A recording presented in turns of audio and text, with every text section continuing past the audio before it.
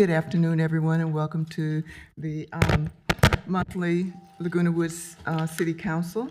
I'm calling the meeting to order now, and if we can have our city clerk read the introductory notes. Members of the public may provide public comments and testimony during this meeting in person, in writing, or remotely using Zoom. The Laguna Woods City Council Guide to Public Participation, which is included in the agenda packet for this meeting immediately following the agenda, contains additional information on how to provide public comments and testimony. Each speaker will have the opportunity to speak up to 3 minutes once per agenda item unless otherwise stipulated by the City Council. Speakers may not yield their time or any portion thereof to any other speaker. Speakers are requested but not required to identify themselves. To ensure each speaker is provided with an uninterrupted opportunity to speak for the full time allotted, the City Council and City staff are asked to reserve any responses they wish to make to public comments until after each speaker has completed their comments.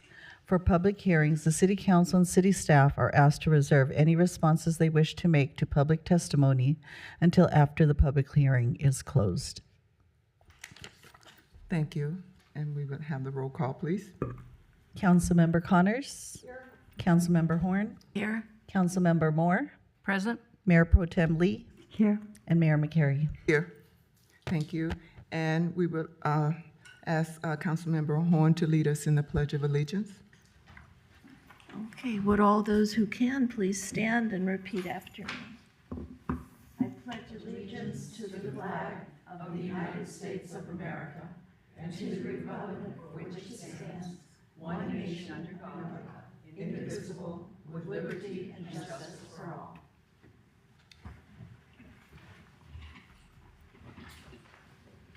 Thank you, and now we move to agenda item 4, presentation of ceremonial affairs. We have a presentation by the I-5 El Toro Road Interchange Project from the Orange County Transportation Authority. Good afternoon, Mayor McCary, Mayor Pro Tem Lee, and council members. I'm Rose Casey, Executive Director of Planning for the Orange County Transportation Authority, or OCTA, and with me is Angela Hui. She's the Principal Community Relations Specialist at OCTA. So we really appreciate the opportunity this afternoon to provide you with an update on the I-5 El Toro Interchange Project. Next. Thank you. The area studied in the draft environmental document is depicted by the red line boundary that you see and extends nearly half a mile up and down El Toro Road, bounded by Rockfield toward the bottom of the screen and Paseo de Valencia toward the top of the screen. It includes approximately 2 miles along Interstate 5. To provide important context for this project, the I-5 El Toro interchange was identified as a top priority project by Laguna Hills, Laguna Woods, and Lake Forest during the development of M2. So in the M2 ordinance that was approved by the voters in 2006, the I-5 El Toro interchange project is one of several local interchange projects in the M2 freeway program, and as a localized improvement is to be developed in cooperation with the local jurisdictions and affected communities. In the 2025 update of the M2 Next 10 delivery plan, this project is identified to be environmentally cleared by the end of this year to be shelf-ready for future advancement. Next, please. So this slide provides an initial timeline of project events beginning in February 2015 with the planning phase where 15 alternatives were considered to the completion of the OCTA-led alternatives assessment study in 2021, which studied an additional 7 alternatives. So in total, 22 alternatives were studied, highlighting this as a very challenging project that required a high level of city involvement at every step. In March 2022, OCTA and Caltrans in all 3 cities reached consensus on the 2 alternatives to move forward to the environmental phase. So in January 2023, Caltrans and OCTA restarted the environmental phase, and fast forward to this year, in 2026, Caltrans has completed the preliminary engineering and environmental technical studies, resulting in the draft project approval and environmental document that was released for public review on July 31st. So this is alternative one, which are the braided southbound I-5 hook ramps. And braided means that the new ramp is being elevated over the existing ramp on a structure, just think of it as a braid. This alternative includes a 2-lane I-5 southbound off-ramp to El Toro Road, with 1 lane assigned to El Toro Road West, heading towards the coast, using the existing hook ramp, while 1 lane is assigned to El Toro Road East, that is then braided over on a bridge, the southbound hook-on ramp. This ramp then travels over El Toro Road on a new bridge and then ties into a realigned Avenida de la Carlota next to the village at Laguna Hills. And if you have any questions, please let me know. So the next slide shows a design variation of the previous alternative. It includes a potential public street connecting the village at Laguna Hills development to the proposed southbound I-5 ramps and Avenida de la Carlota intersection. On the next slide is alternative 2, which is the flyover ramp with a roundabout. This alternative was evaluated but eliminated because it is inconsistent with state policy. Next is alternative 3. This is called the TSM-TDM alternative. It includes advanced traffic signal improvements and other intelligent transportation systems, or ITS, enhancements, like traveler information systems or traffic management center upgrades. This alternative is a standalone alternative, but could also be incorporated with the other build alternative that we just saw. This project will reduce traffic congestion, enhance safety, and improve emergency response times. All of these benefits are tied to being able to travel on the streets and through the intersections quicker. So we'll get into more detail with this next slide. So here, the graphic summarizes the benefits associated with alternative 1A, including reducing traffic congestion and delays by distributing traffic from the existing southbound I-5 off-ramp to the new braided off-ramp denoted by the purple arrow.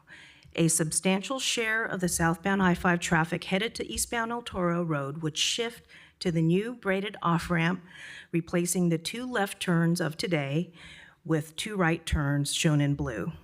This will reduce delays at key intersections, so it will take less time to get from point A to point B. The highest benefited intersections with substantial reduction in delay are circled in green. So as an example, for today's trip that you see on the map in red, the travel will be 35 to 40% quicker during the morning and afternoon peak periods. An important related benefit is that safety will be enhanced. So currently, the I-5 El Toro interchange area has the most accidents in South Orange County in the past 10 years, so that's south of the 55 freeway, that are mainly congestion related. So this project will enhance safety by reducing congestion in the area. Also, with reduced delays, emergency responders, including the OCFA, or Orange County Fire Authority, will be able to move through the area quicker, shortening response times. Response times increase 33% with congestion, so if the travel times are reduced by 35 to 40%, the responders will be able to get through quicker. Next, Angela will share information on the public outreach efforts. Thanks, Rose, and good afternoon, Mayor McCary, council members. Again, my name is Angela Hui. I'm the outreach manager for this project. I'm going to talk a little bit about the outreach campaign that we've been engaging in to make sure that our stakeholders are staying informed and involved. So during the public review period, we are hosting 2 public hearings in an open house format, one in person and one virtually, to provide opportunities for the community to learn more about the project, ask questions, and submit comments. The in-person public hearing is scheduled for next Wednesday, August 26th, from 5 to 7 p.m. at the Laguna Hills Community Center.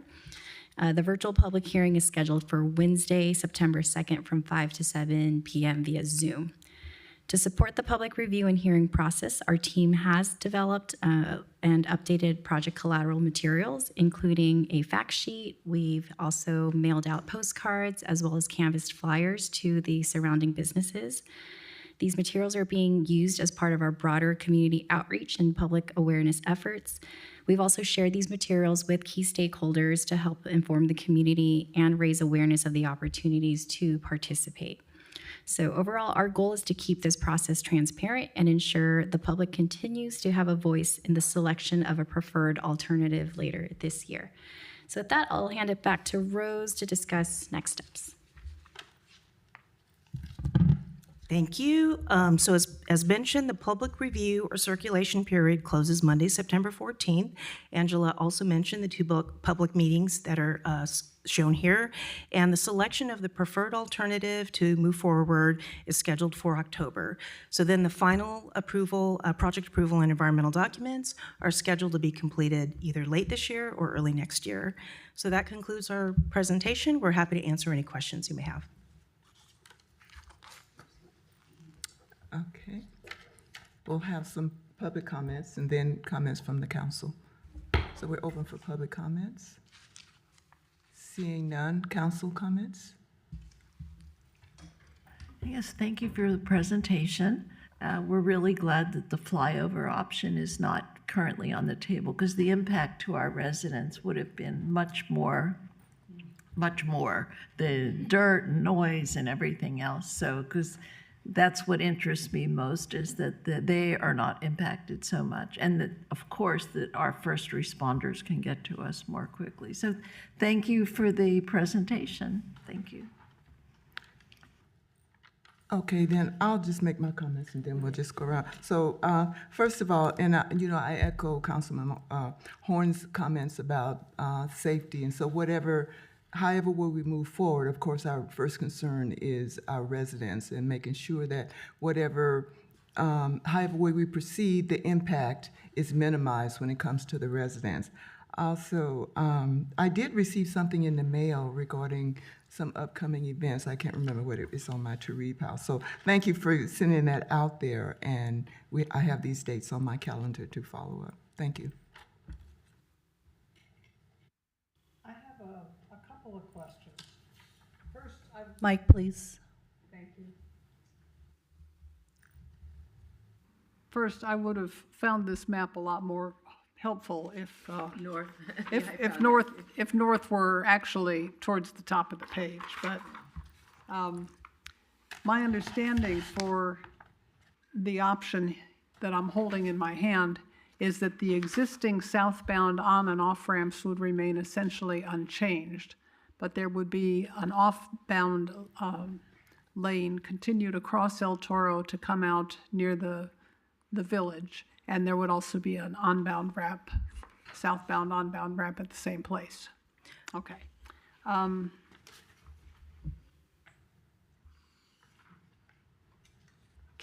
If you put in the cameras and use them to make more intelligent traffic flow, can that be done without any other construction? You said it was a standalone alternative.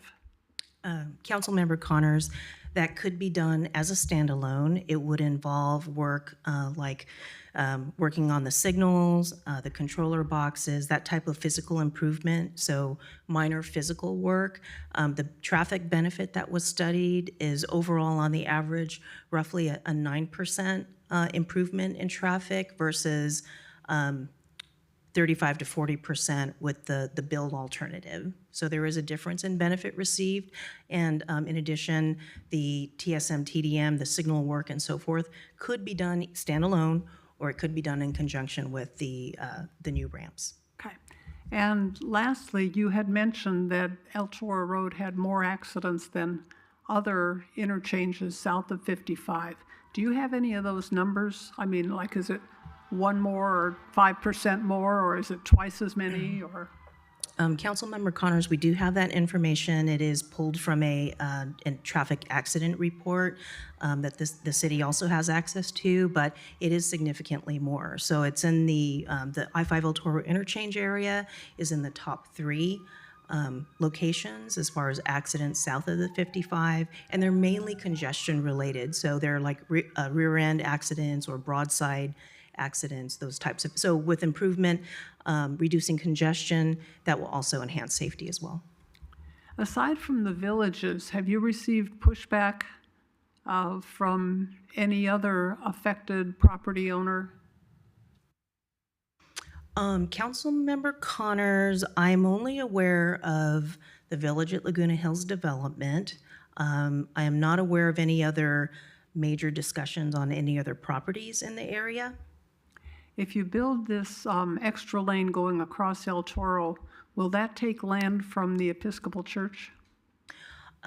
At this time, and this is shown in the plans that are available for the public right now, it shows that there would be potentially some impact to landscaping at the St. John's Church, also a minor, small amount of parking spaces as well, but definitely no impact to any of the buildings or structures on site. And this is something that Caltrans has worked to reduce the impact as much as possible. Thank you. Councilman Moore. So there actually is, though, an impact on St. George's Church. I thought that. Any of these things, there's always whose ox is getting gored. Pardon me. Something that you said earlier, I'm trying to remember, I should have written it down. Pardon me, let me get a drink of water. Thank you. When you're at the other location at Laguna Hills, I think it's a good time to have some discussions on it, because you said it would, I know what it was. It had to do with the traffic, but I wasn't sure if you were saying possibility of greater speed, you could have greater speed, or you were saying more people would pass through. Remember, you gave the two numbers, 35 versus 9. Could you explain that? Thank you. So Councilmember Moore, on the average, it ranges between 30 to 40% improvement. What that means is Go ahead. So what it means is that it could be higher speeds. That relates to a shorter trip time. So we modeled, for example, the travel path it would take for someone to exit the southbound I-5 freeway at the current ramp, and then make it over to Lake Forest on the east side. Roughly, it would go from, I think it was a 6.9-minute trip to a 4.5-minute trip. So significant reduction in time. I think that adds up over time. That's one trip. You multiply that by how many trips and so forth. So that's where the 35 to 40% traffic improvement comes in, is speeds and then shorter trip times. Okay, so the 9% that Cynthia was talking about, because for a long time, I have felt we're not using our roads efficiently. That bothers me, because at SCAG, we brought this up before and discussed this. So you can do it as a standalone, so there would be nothing, which was the 9%, or you could do it in addition to. Did I hear that correctly? That's correct. Okay. I guess that's a very thought-provoking bit of information for me, so I guess I have to think more on. I want to go to the presentation down there, hear more about it, and we don't always hear when other people are unhappy. We kind of have to make sure we're reaching out and finding out what they're thinking. But anyway, this has been going on for a long time, I know, so you can see, and we all know, because I think it was 15, I was thinking it was 13, but it's 15 when we took the trips. We got in the buses and went over to was that 15? Oh, yeah, I remember that. 2015? Okay. May have golly been around willikers. Yeah, time flies. So anyway, all right, a lot of thoughts on this, and you see how there are always trade-offs on everything. So thank you for taking the time on this, and I guess more thought is required. Thank you. Thank you. My question is, did you say we have 22 alternatives? So Mayor Pro Tem Lee, we, over the course of time, the years, we have looked at 22 different alternatives. see. Now there's currently the one additional ramp alternative, and then there's the one TDM signal type improvement alternative. So there are two. Oh, so right now we have 2. Okay. These projects were mainly concerned about the congestion and also the accident factor. Is that correct? All this thing is trying to improve the congestion and also try to make the driving more safely and to reduce the accidents. That's correct. The primary purpose is to Yes. reduce congestion, and then that in turn will improve, reduce accidents and also improve response times. Yeah, so like as far as I feel that this city is concerned, I'm more mainly concerned about the noise factor during the construction and also the response time, because that would make quite a bit of difference to our residents. So of the two alternatives that you have, they both have the factors built in to reduce those things? With the alternative one, which is the new ramps addition, that takes a look at noise permanently and also looks at temporary noise. There would probably be more temporary construction noise associated with adding the new ramps than there would be modifying signals and so forth. But all of that is taken into consideration, and I think construction is not a good neighbor. Construction noise would be dealt with to make sure that it stays below certain levels. And also, as far as traffic goes, a lot of the time, the freeway project-related construction, even though this isn't adding lanes to the freeway, it's the ramps, takes place at night because the traffic is an issue. So any closures and detours and things like that are usually scheduled at night or when traffic is a lot less. So we take that into account. So what are we looking at the length of construction period? At this point, we're really early in the project, so our approximate construction time is about 4 years. Okay, thank you. Yes. With this alternative 3, is there any other eminent domain that's going to affect businesses besides the landscaping at St. George's? So with alternative 1, with the ramps, the braided ramps, there would be properties that would be needed for the project. OCTA, we're going on about completing 90% of our M2 freeway program, and throughout all of those projects, we have tried to minimize any eminent domain actions by working with the property owners to reach an agreement on the purchase. Even if we have to initiate eminent domain to maintain the schedule, we always seek to reach an agreement. So I think actually, that's where we are with that. For the properties that are needed, we would do an appraisal, contact the owner with an offer, and then enter the negotiation phase. So they've sort of been in limbo all this time, not knowing which alternative you're going to pick and whether it's going to be them or not them and how to plan and what to do. But for the third alternative, do you still need to take businesses, eminent domain that way? Or is it one that's not taking any? It would be very minimal, if any, property that would be needed for the third alternative 3. Any other council comments? No other comments? We are on Zoom, right? Any comments on Zoom? I don't see any comments on Zoom, but I think we may have some audience members who had questions. We notified any of the boards about the coming meeting so that the village is aware. Yeah, the Laguna Woods Village has been notified. They've put it in their last 2, I believe, maybe at least 2, but maybe 3 Friday e-newsletters as well. So they've been getting the information out that way. We want a good turnout for them. Yeah. Thank you. Thank you. So our recommendation then is, So there's no action required on this. This is okay. just informational. And I think the idea, and Rose can correct me if I'm wrong, but I think the idea is that OCTA will be back in the fall to talk about the preferred alternative selection process. That is correct. We will, at the conclusion of the public comment period on September 14th, Caltrans and OCTA will be reviewing all the comments and then coming back in the fall.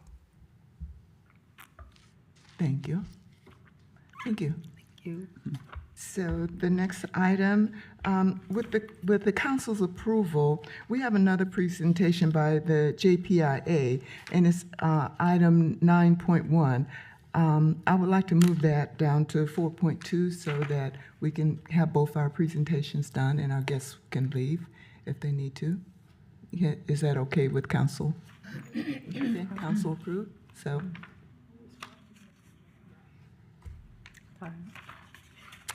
So, we're moving, item 9.1 is Coalition to Protect Community Services. And this is from our insurance carrier, the Joint Powers Insurance Company, the Joint Powers. Sorry, having some issues with the mic here. There we go. I think I got it. How is that? Am I coming through clearly? No, Oh, okay. I'm trying out your fancy podium here. How about that? Yes. Okay, excellent. Quick question. How do I advance the slides? Okay, awesome. All right, well, I can do that. Mayor and Council, good afternoon. My name is Alex Meller. I am the Risk Services Director with the California Joint Powers Insurance Authority, and thank you for allowing me to come and speak to you today about a legislative advocacy effort that we have put in place. We're calling it the Coalition to Protect Community Services. Next slide, please. So just by way of background, I know most, if not all of you, are familiar with who and what we are at the JPIA, but we are your municipal self-insurance pool. We provide your liability coverage, workers' compensation coverage, as well as some other lines of coverage. And we have about 127 members throughout the entire state. Most of those are small to medium-sized cities. We also have some JPAs and special districts. Our membership spans the entire way down to the border in the south and as far north as Mono County. Next slide, please. And just as a quick refresher, what we do essentially is we provide insurance coverage to our members. We also manage any claims or litigation resulting from claims that we cover. We also make available all kinds of different risk management services that we provide to our members so that we can come alongside you and make available resources and services to hopefully help you more effectively manage risk. And by managing risk more effectively, we can try to avoid claims. In that same vein, we also offer lots of training, and kind of our overarching goal is to help members protect their people, property, and treasury. Next slide, please, Chris. These are the different types of coverages that we offer. We have two pooled programs. Those are our liability program and our workers' compensation program. And so by pooled, what I mean is that every agency that participates in those programs, when they experience a claim, the cost of those claims is shared amongst the entire pool. The other programs that you see here, beginning with property and down to special events, those are what we call group purchase programs. So rather than claims being pooled, we go out to the insurance marketplace and we purchase a policy that covers every member that chooses to participate in each of those programs. Next slide, Chris.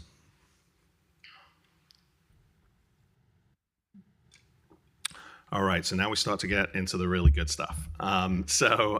This is really why I'm here today.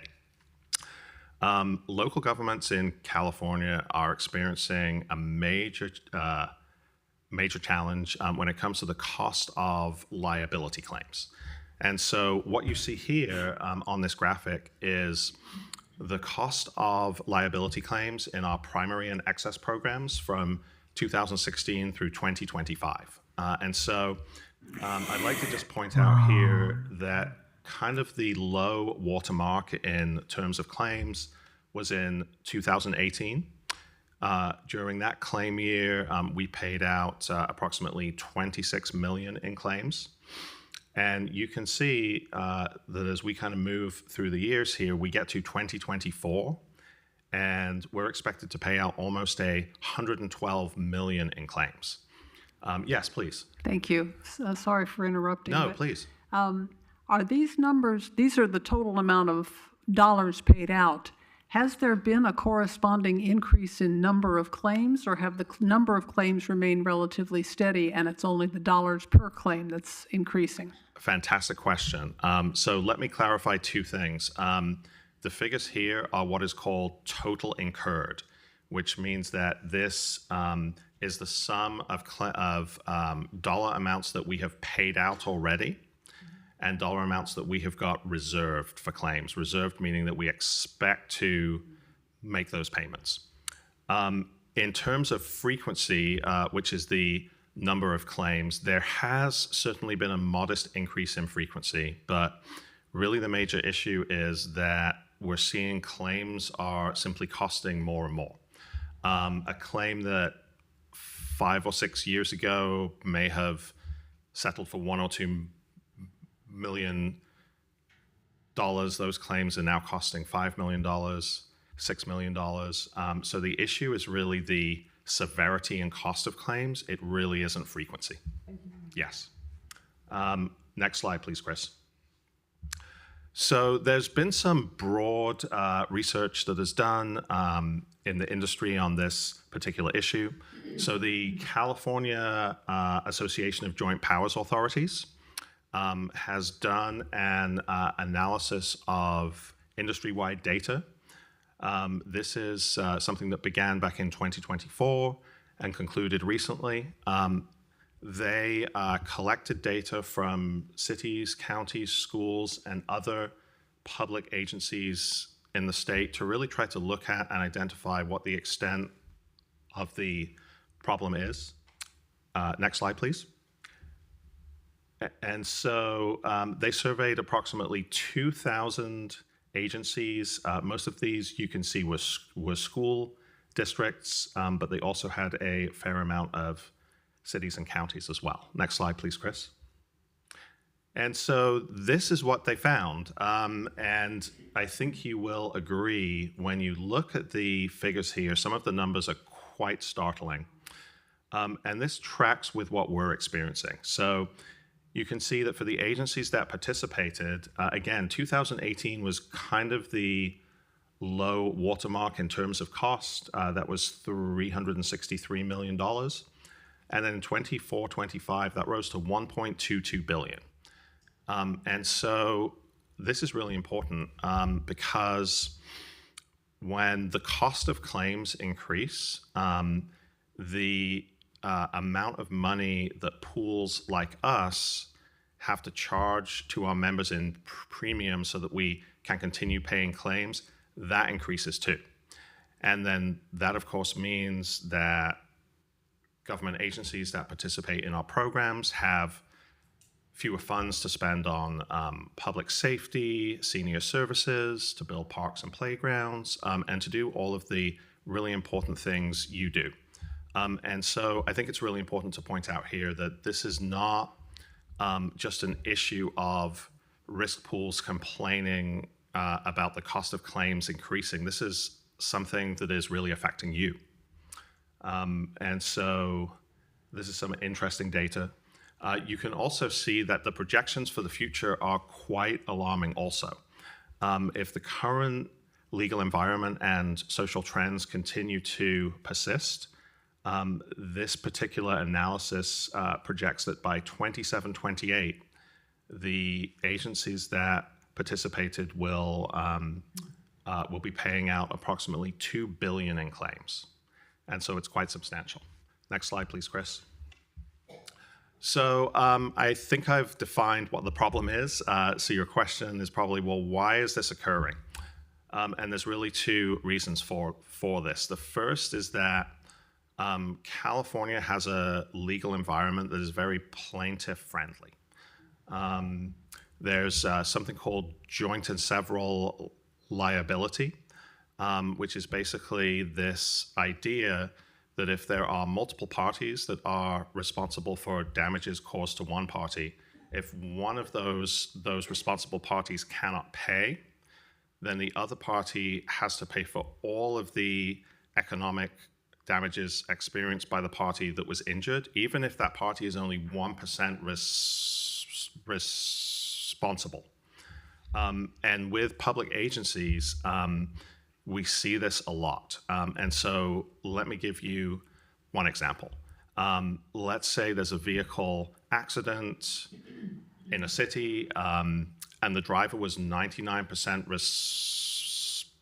responsible for that. If somebody was injured and they have medical costs, maybe they don't have the ability to work in the future, they obviously suffered damages and they should be compensated for those. If the driver who was primarily responsible for that person being injured, if they didn't have insurance, or if they didn't have much insurance, or if they don't have assets, if they don't have the ability to pay, the plaintiff has to only prove that the city was 1% responsible, and the city gets to pay 100%. And so this is a major problem we have. So the legal environment is one of the reasons why claim costs are greatly increasing. The other is something called social inflation, which is kind of an interesting social phenomenon. And social inflation is basically a collection of social factors that are driving the cost of claims up. So as you can see here on this graphic, social inflation includes things like an aggressive plaintiffs bar, courts and juries who generally favor plaintiffs. Generally, the public distrusts government more these days than in the past. And there's also something called third-party litigation financing, which is really, really interesting. This is basically where investors will fund plaintiffs' claims. And they do this so that they can hopefully get a favorable outcome and then collect. And so all of these different social issues that you see here, taken with the current legal environment, these are really the factors that are driving up claims. Next slide, please, Chris. Let me also pause for a second and just check and see if there are any questions.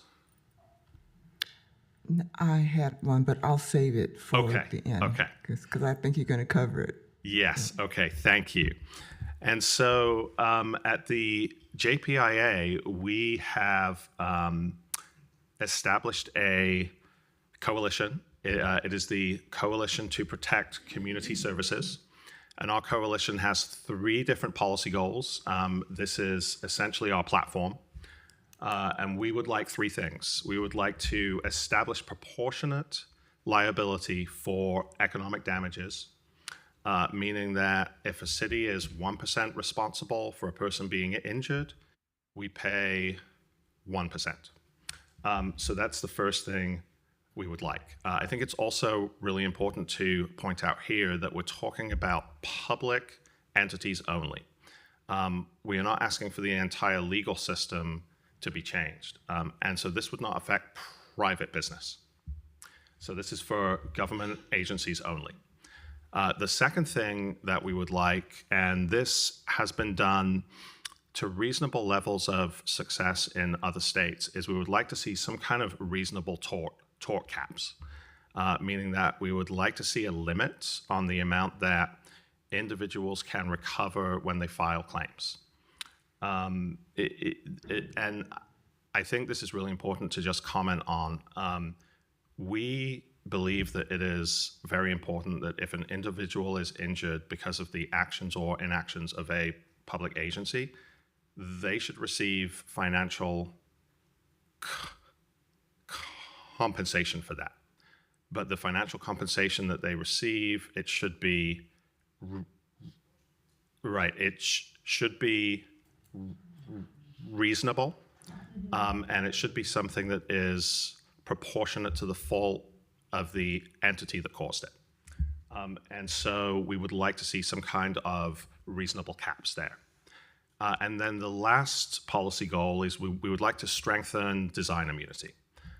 Design immunity is a statutory immunity that governments in California have that essentially makes them immune if if design plans for roadways or other public infrastructure were approved by the council. It's a fairly strong immunity as it stands right now, but we would like to strengthen that even further because, as I mentioned, one of the biggest challenges we have, and some of the most expensive claims, are often these roadway design claims where the agency wasn't really involved, but because the plaintiff is able to get the court to say they were 1% responsible, you then have to pay the entire amount. And so that's our platform. And so those are our three policy objectives. Next slide, please, Chris. So these are some of the agencies that have joined our coalition so far. I believe we have about 57 members. We would love to add the city of Laguna Woods here as well. Next slide, please, Chris. You may also see that there are other efforts out there. There are other coalitions right now that have similar goals. And so we really have two sister coalitions. One is through the California Association of Joint Powers Authorities, and the other is Californians for Protecting Local Services, which is being headed up by another risk pool, PRISM. So you might ask, well, why aren't you entirely aligned with them? Why do you have a separate coalition? And the reason is that we are laser focused on trying to advocate for reforms for local government agencies only. CAJAPA and PRISM, they are also interested in trying to help counties and schools. And so our policy goals are somewhat aligned, but also a bit different. And so that's why there are multiple different coalitions. Next slide, please, Chris. And so I'll just kind of close by bringing it back to this. We really feel as though the system in California is broken. We really feel like reform is greatly needed. And some of the pictures you see here, I think, justify and explain why that is. Taxpayer funds should be used to provide public safety, senior services, parks and playgrounds. They should not be used to provide excessive verdicts, and they certainly should not be used to enrich plaintiff attorneys. Next slide, please, Chris. So what we're asking of you today, we would like to add your logo to our coalition letter. You're probably aware that the current legislative session ends at the end of this month. And so we've been working with the state Senate and state Assembly, and we're hopeful that a package of reforms might get passed in the current session. If it doesn't happen, we are committed to trying to effect change moving forward as well. Next slide, please, Chris. And so that's what I've got for you today. Just want to thank you for your support and time. And I assume we might have some questions. Yes, please. I did have one question. I was at the annual meeting last month, and there was a great presentation on the budget and about the Yes. finances. And one of the things that came up is that there are cities that apply to become a member, and they are refused because they have a higher rate of claims. Could you Correct. elaborate on that Yes. just a little bit? So we are very focused on admitting members who understand the importance of proactively managing risk. And claims are a very good indicator of whether a particular agency is in fact doing that. In the past, we used to be a lot more liberal in terms of admitting new members to the pool. these days we're a bit more conservative. As costs are rising, as the financial reserves that we have are dwindling, because of that, we want to make sure that the new agencies that we admit to the pool are a net benefit. And so we're very rigorous about making sure that the agencies that we admit meet that specific requirement. Okay, so you actually do a risk assessment? We Is do, that- yes. Okay, Yes. thank you. Another question? Yes, I have a couple of questions. I had no idea. I'm glad you came and made this presentation. Oh, today. good. When you said that people are investing in the outcome of plaintiffs' cases, my ears lit up. I'm wondering who else can invest in plaintiffs' cases? Can they do like Kalshi, these betting platforms? So this is interesting. This is kind of an industry that occurs within the shadows. There isn't much that is known about exactly how this works. My understanding is that it's primarily hedge funds who are doing this. And so it's kind of seen as an alternative investment vehicle, right? So similarly to how certain funds might diversify their investments, this is seen as just another way, something else that they can invest in so that they can generate income. I think maybe we should try to discourage that as well. So yes, that is something we would like also. Because, I mean, if they're investing in plaintiffs' outcomes, wouldn't it be possible to, we live in such a litigious society, to put up several plaintiffs to file a case? They could actually put a city into bankruptcy. Sure. Yeah. That's very concerning. Thank you Very very much concerning. for this Yes, today. sure. I move that we add our name. Well, we need to have some public comments first. So, did you have a question? Okay, so we'll open for public comments. Any comments from the public? Yes, please.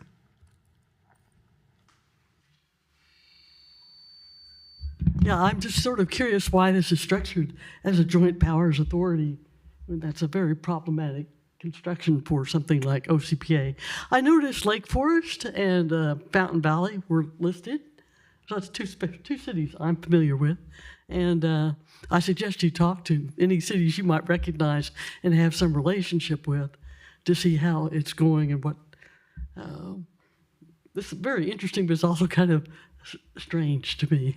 All right, thank you. Thank you. Any other public comments? I'll respond to that.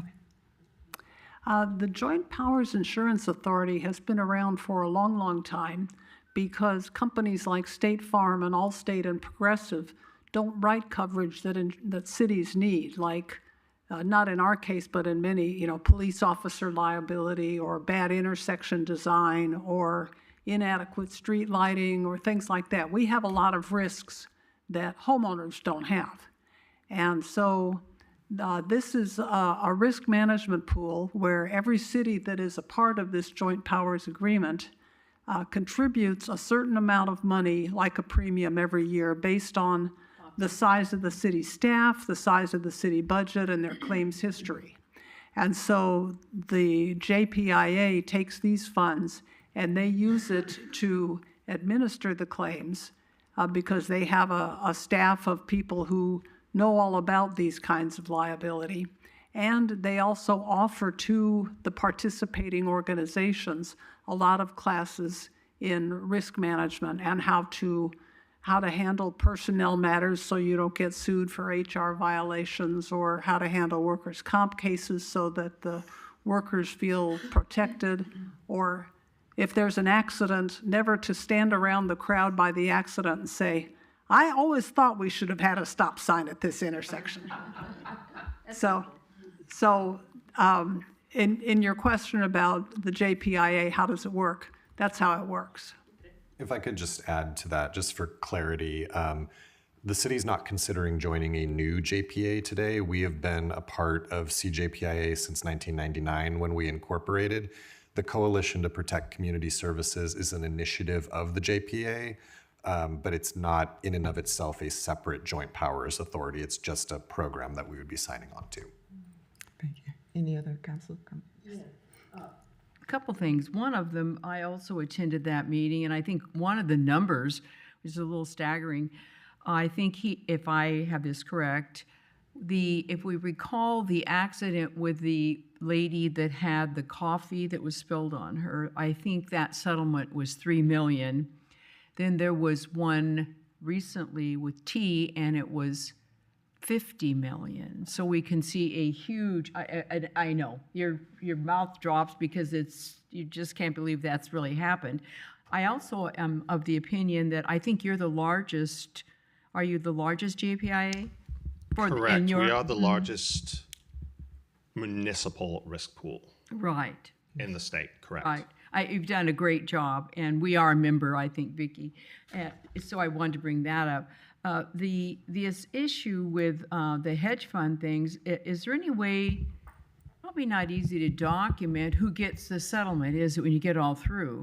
So I think that's part of the issue, which is that as it stands right now, I don't believe there are any legal requirements for plaintiff attorneys to indicate whether they have external parties that are helping to fund plaintiff actions. And so certainly it would be nice if we could bring some visibility to that process so the public at least knows when individuals are investing to help fund some of these cases. So that would be part of the legislative goal that you have there. Correct. Okay. I have a little confusion. Go ahead. Yeah, so that is not an express policy goal that we have for this particular session. Yeah, but it is certainly something that is quite concerning. Thank you. Thank you. So the recommendation, Motion. and So I'll just read the recommendation for the record. The recommendation will be what's shown as number 2 on the screen here.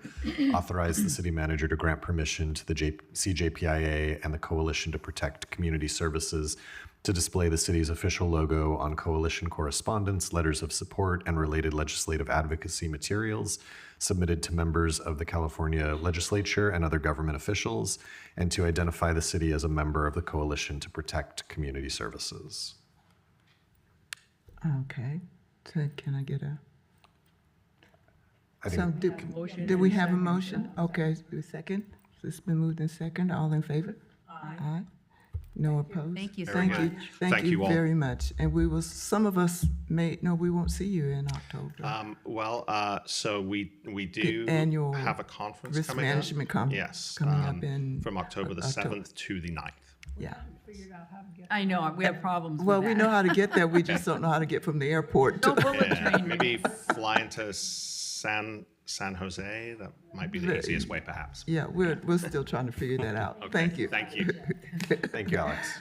Thank you. So now we move on to the city treasurer report.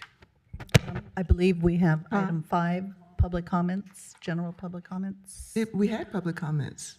This will be public comments on items not appearing on the agenda. Oh, So you sorry. only can read the Okay, you only introductory go ahead note and read on the- section 5. Oh, thank you, Sherry. Okay. So this is the time and place for members of the public to address the city council on items not appearing on this agenda. As a reminder, each speaker will have the opportunity to speak once for up to 3 minutes unless otherwise stipulated by the city council. Please note that pursuant to state law, the city council is unable to take action on or discuss items not appearing on this agenda, but may briefly respond to statements made or questions posed by speakers. The city council may also refer items to the city staff for follow-up or response. Request that city staff report back to the city council at a subsequent meeting concerning items, or direct city staff to place items on a future agenda. I believe we have one public comment, Madam Mayor. Yes, please.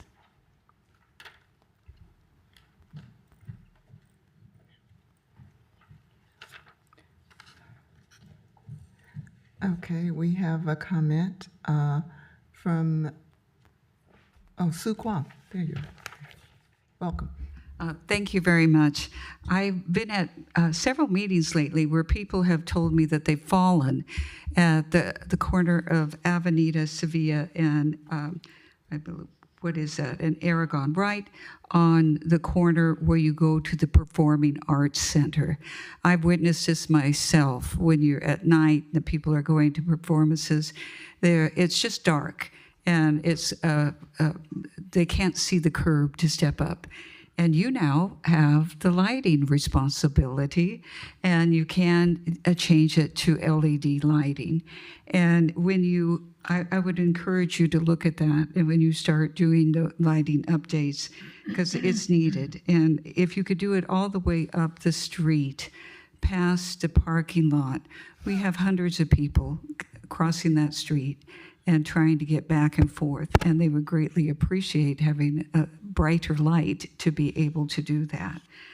The other thing I wanted to ask about was, it was very interesting at your last board meeting where you talked about the design for buildings being updated that promotes an architectural symmetry.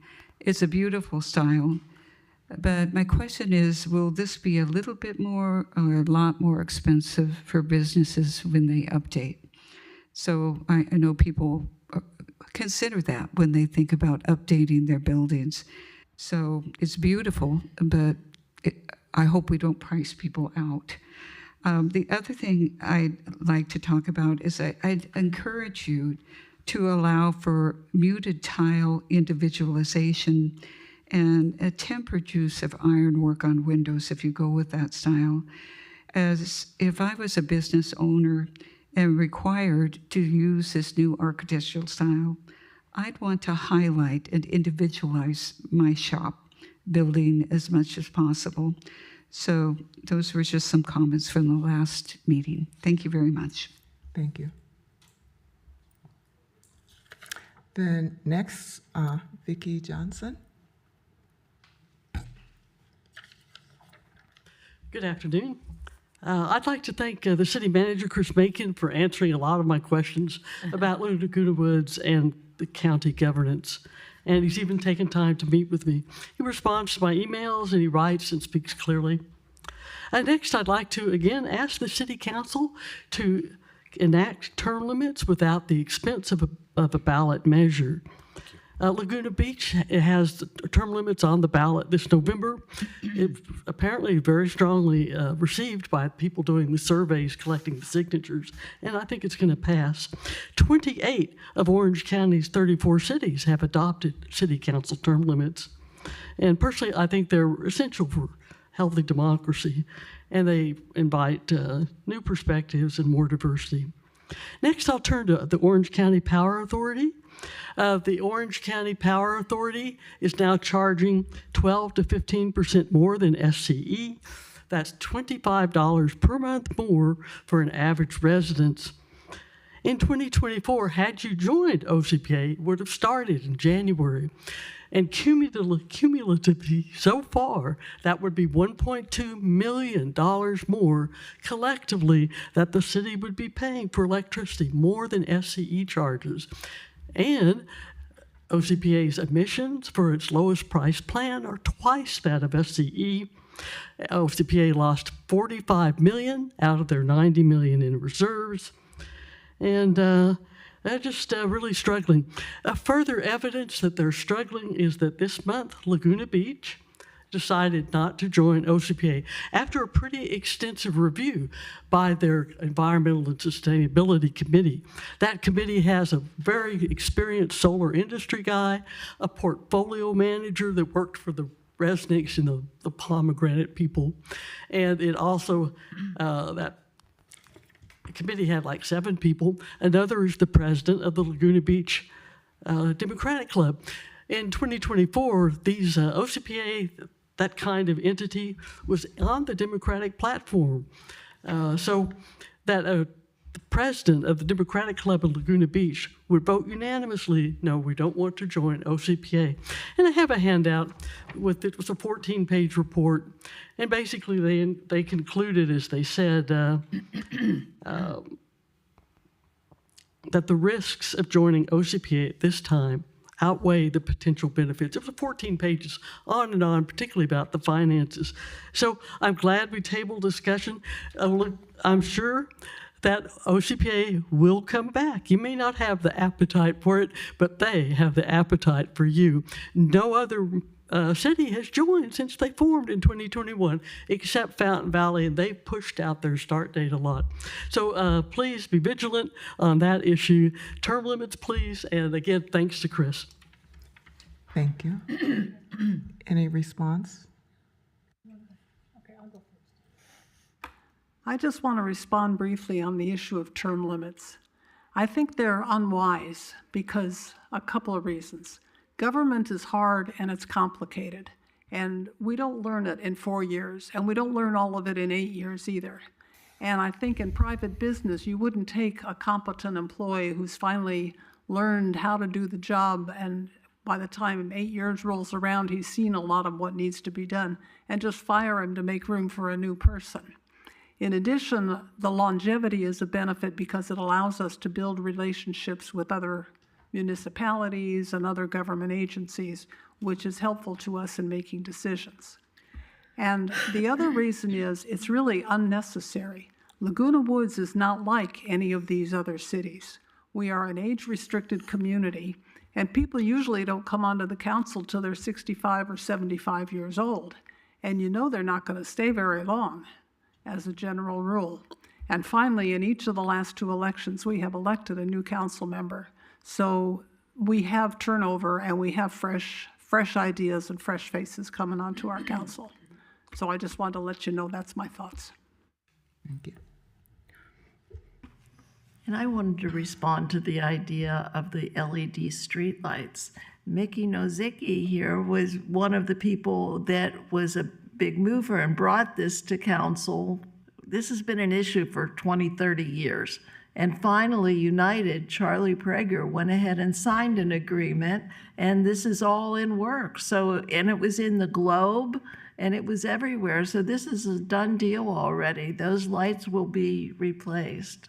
So, and the place that you're saying is dark is in the village, not the city, which maybe create an interesting difference. But anyway, all those lights are going to be replaced. So that's an old issue now. Thank you. Any other comments? Thank you. So now we can move to the treasurer report. Go ahead. Good afternoon. I'll be reporting the city treasurer's report as of July 31st, 2026.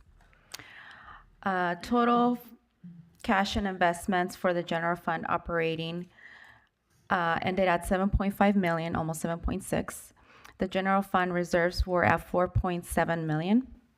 Special revenue funds ended at 2.9 million, totaling ending balance at 15,093,634. This 15 million was broken down into cash and cash equivalents of 376,000, pooled money investment accounts of 8.7 million, which make up LAIF at 4.9 million and CAMP investments at 3.7 million. Investments in CDs ended at 6,049,000. This totals the 15,093,000.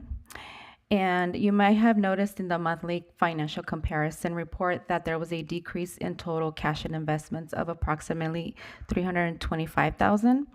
This was mainly due to the city having to pay 2 sheriff's invoices in the month of July and a large invoice for the City Hall refurbishment and safety project Phase 5 project. Trust funds as of July 31st for the other post-employment benefits trust account had an ending balance of 168,000 with a net loss of $831. The pension liability trust account had an ending balance of 612,000 with a net loss of $2,155. And this concludes the treasurer's report for the month of July. We will now receive any public comments. Any public comments on the treasurer report? Seeing none, the recommendation, do I get a motion to receive and file? Moved and second, all in favor? Okay, motion carries. Thank you. Now we move to the next item on the agenda as soon as I find my spot. Okay, the quarterly fiscal report. Yes. So this is the quarterly financial report as of June 30, 2026. I just want to remind you that these amounts are unaudited numbers and they are not final. We are currently still in the process of accruing more revenues and expenditures as we receive them, and also making further adjustments. So the general fund had revenues of almost 10 million, which is over our budget, and mainly this is due to the cannabis business tax that we received, which was 610,000 more than expected. We have also yet to receive the final sales tax payment for the fiscal year, and final franchise fees are also expected in August. The general fund had expenditures of 7.7 million, which are below budget, and this is due to less spending across most departments. Transfers in of 153,767 to the general fund from the capital projects fund was mainly to return unspent funds from the completed projects, capital projects, during the fiscal year. And there were transfers out in the amount of 3.6 million which were made for the S&P fund and capital projects fund. Both transfers are consistent with city council approvals during the fiscal year. The general fund had an ending fund balance of approximately 9.8 million. This is still might change though. There is a decrease in unassigned fund balance of approximately 2.1 million for the fiscal year.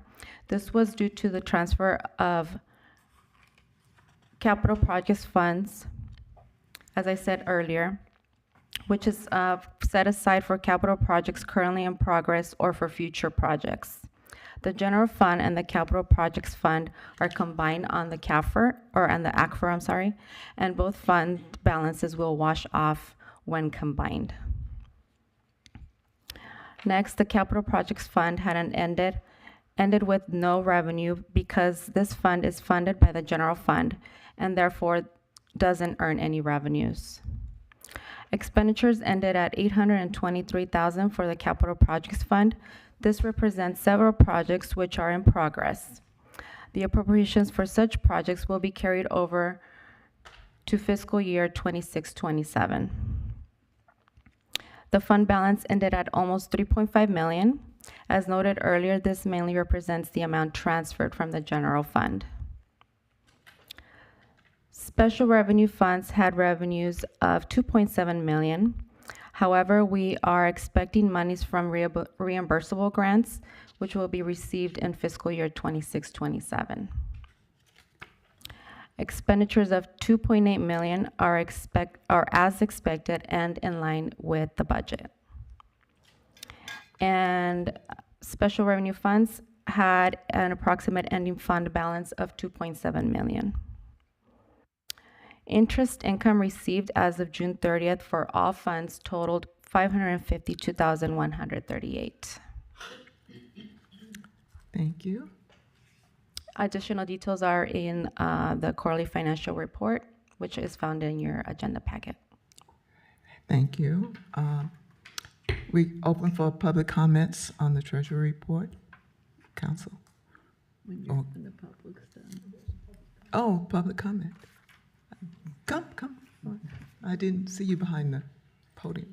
I was doing screenshots and I lost my place. I believe you said some 600,000 was from the cannabis revenues, tax revenues. was unexpected, or could you just elaborate a little bit more? Then that's for the whole fiscal year, this 600,000. Yes, so the 610,000 is over budget of what we were expecting for the cannabis business tax. Okay. Any other public comments? Council comments? Yeah, I would like to comment on the cannabis tax. I mean, that comes in, the cannabis money that comes in here. Some people are under the misconception that it's put in a special bucket and only used for certain things. As you can see, as part of our revenues, it comes in like property tax, sales tax, franchise fees, transit occupancy tax, and it all goes into the general fund. It's not separated out for anything. It's spent on everything. And so there's been a misconception about that, people thinking that we should spend cannabis money for something, but it's already combined with everything else, and we spend it on things that we spend, whether we're improving our parks or improving our roads or whatever we do, improving City Hall, it's spent on that. So great report, thank you very much. That's my comment. Great, thank you. Any other council comments? I just wanted to echo that. Thank you. We are grateful for the cannabis tax, and we're grateful to have that money in the general fund so that we can fund the projects that are ongoing. So thank you. Any other?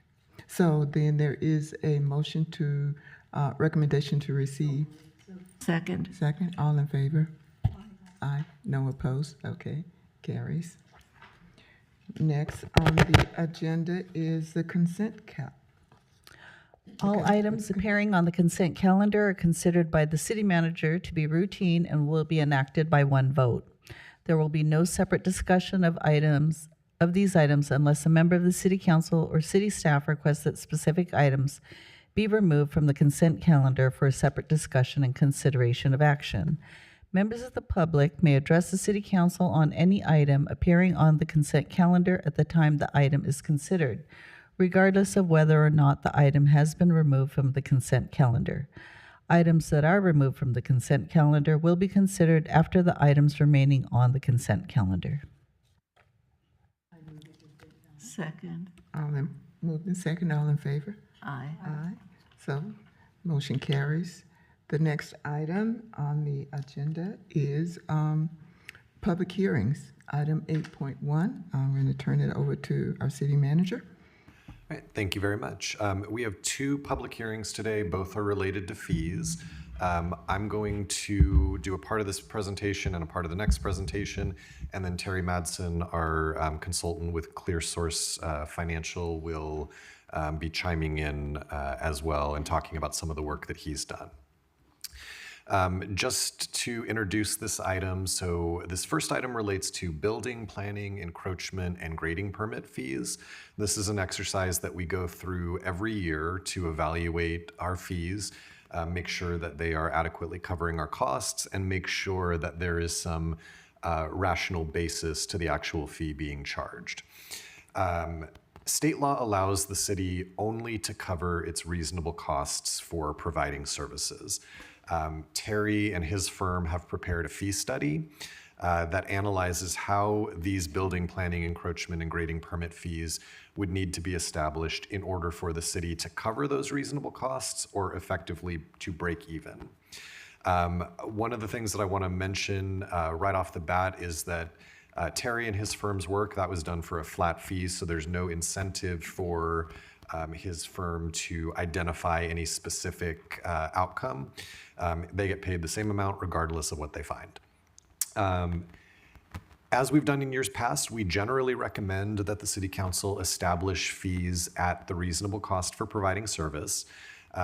We suggest that you do that primarily because if the cost is X and we choose to charge X less some amount, effectively taxpayers as a whole are subsidizing that service, we're pulling monies from the general fund to cover our costs for services rather than collecting money from the applicant for private construction or private development to pay for their own cost of service. Terry's going to get a little bit more into that as he goes through the next couple of slides. Thank you so much, Mayor and members of the City Council, for allowing me to speak with you this afternoon. It's nice to see all of you. And this is a topic that's familiar to many of you. I will reorient you to the topic in case you're curious and looking for a refresher, and in case any members of the public are particularly interested in this topic. But by way of reminder, as the city manager mentioned, we're thinking about fees, and we're thinking about service-based fees. So primarily, permit processing, review of plans, inspection of construction, and so forth. So some service provided by City of Laguna Woods staff or contract service providers to requesters of service or requirers of specific services, and it's typically development related. Our job is to identify what is the City of Laguna Woods cost of service, and you as a city council use that information to make decisions about whether you want to recover that cost of service from the receiver of service or pay for it from some other city resource.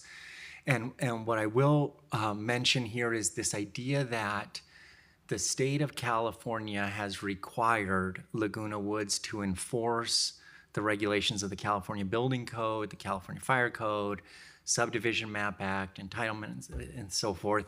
And so that has been placed upon you as an action required by you.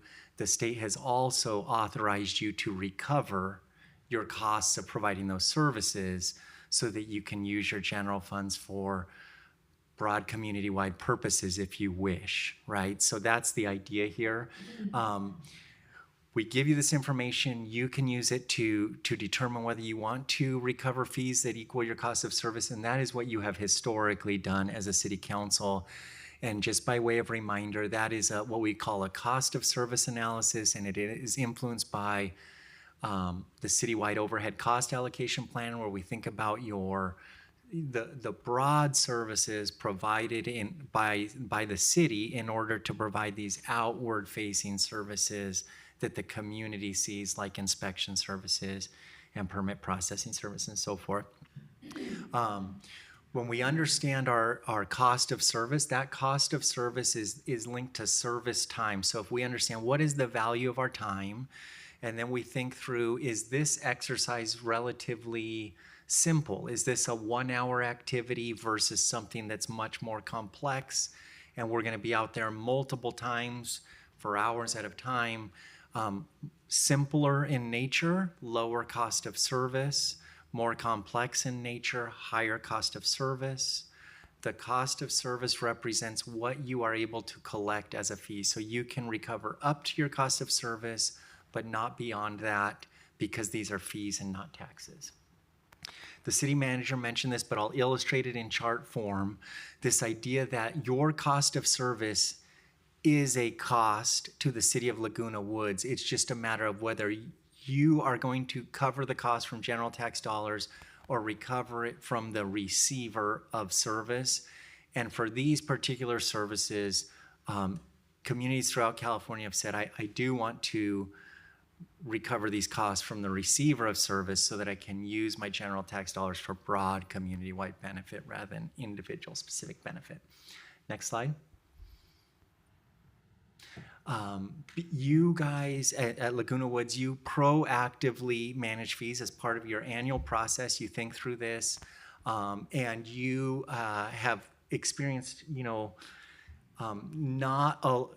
you've managed your inflationary pressures well. So we don't see a lot of adjustments proposed as part of this analysis. The analysis indicates that your building fees, which is the majority of your fees, would primarily adjust by like 1 to 2%, very small changes. There are 2 new fees proposed in the schedule, but they are not new requirements. They have been required, and the city has collected fees for service, but it's used like a miscellaneous charge. And so now we're identifying these services clearly in the schedule. Planning fees, They are proposed to increase to align to your cost of service, the same with your encroachment and grading permit fees. So everything that the city council is receiving today is consistent with what you have historically been presented. It has just been updated to reflect your current cost of service. Next slide. I'm going to make two comments before we talk about a couple of other concepts. The first is that this is the first time that we have reassessed our building fees since we brought building services in-house. And so what we talked about a year ago, a little more than a year ago when we did that, was that by bringing services in-house, we would be able to better control the growth in the cost of those services over time. Not that we could avoid raising fees, because obviously everything gets more expensive over time, but that by controlling the single largest piece of the building services cost, which is labor, we would be able to better manage it than being beholden to third-party service providers, particularly because, and no fault to them, but third-party service providers have a profit motivator that the city doesn't have.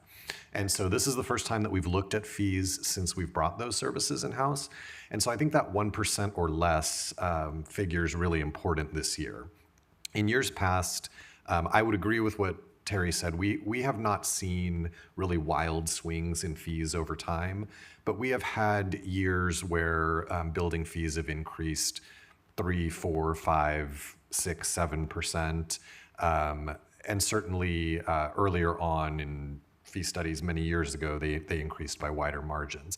That 1% or less is in large part attributable to us being able to manage that cost of service and not have, for instance, a 5% escalator on the labor rate because of a third-party contract service provider. So I think it's obviously year one, but this is indicative of what we told you was going to happening.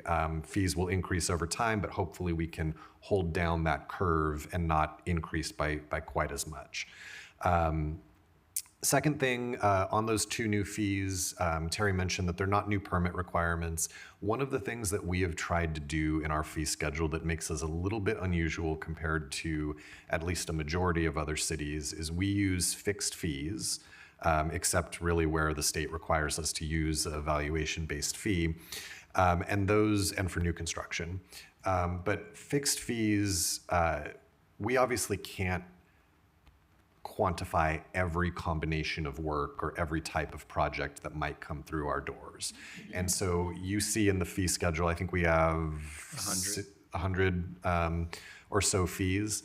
As we identify types of work that we are seeing more frequently, our practice has been to add those fees to our fee schedule, chiefly because it allows somebody to call our front counter and say, what will it cost me in permit fees to install an electric vehicle charger? We have a number we can give them. It's not a, magical question that varies based on who's asked the question. So these two fees, Terry's correct. We have been using a miscellaneous category for them, but we have been seeing enough of this work that we've decided to add a specific line item to it to provide greater certainty for applicants. On the next slide, I want to talk about fee comparisons, and I'm going to ask Terry to opine on this as well. He works for a number of cities. One of the things that we did this year is we took a look at a couple of the fees that we charge more frequently, water heater replacements, heating, ventilation, air conditioning replacement units, and electric panel changeout costs, and we compared the rate that we're proposing as part of today's study to rates charged in other jurisdictions.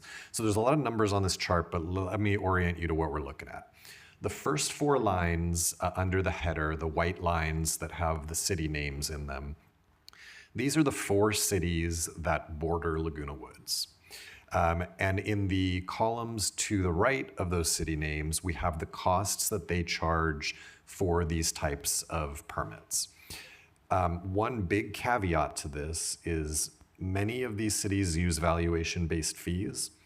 And so when we reached out to the cities to get a cost, it was a this might be the cost more than it is this is the cost, because it ultimately depends how that building permit application is filled out and how their counter staff interpret the data on there. So these. Yeah, so a fixed fee, if you come in and you say, I want to replace a water heater, under this fee schedule, we would tell you that we would charge $107, plus there's a couple of state fees that we have to charge on the state's behalf. So we can give you a firm number. In a valuation-based fee structure, typically what happens is as part of your application, you put on there that the total value of the work that you're doing is $2,000. And then the city has some sort of formula on the back end that takes that valuation and turns it into a permit cost. Based on the amount of money spent, not on, okay. Yeah. That could run all over the place. It does. And so that's why I say, like, if you were to call some of these cities, you would probably get a different number than we have here, just kind of based on how you phrase the question. And but we tried to settle in on what we thought were reasonable numbers from these cities. And so the first four are those cities and their costs. The line that is marked A on the left-hand side, that row takes an average of those four cities above them. So the average of neighboring cities is the average of Aliso Viejo, Irvine, Laguna Beach, and Laguna Hills. The line below that, the blue shaded line, that's what we're proposing we set our fees at today. One of the things that I think is pretty clear when you stare at this data long enough is that there are always cities that are lower and there are always cities that are higher. There are always outliers. There are always cities that for whatever reason their cost of service is significantly less. I think that on the whole, we compare pretty favorably to the average of those neighboring cities. Not to say that there aren't cities that charge less and cities that charge more, but one of the real reasons, and I'll ask Terry to comment on this, is that every city has a different cost of service, right? Cities have varying amounts of overhead. Cities have varying cost recovery goals. And so how they calculate their fees and what they're trying to recover or what they say, no, we're not trying to recover, that very much matters here, as does the time that these inspections take. Larger organizations tend to have larger overhead. That overhead gets funneled down into permits in different ways. And so I think that this type of analysis, looking at what other cities charge, is maybe good as a gut check, but you're always gonna find cities all over the map. The other row I wanna mention before I ask Terry to chime in is the very last row that's marked B.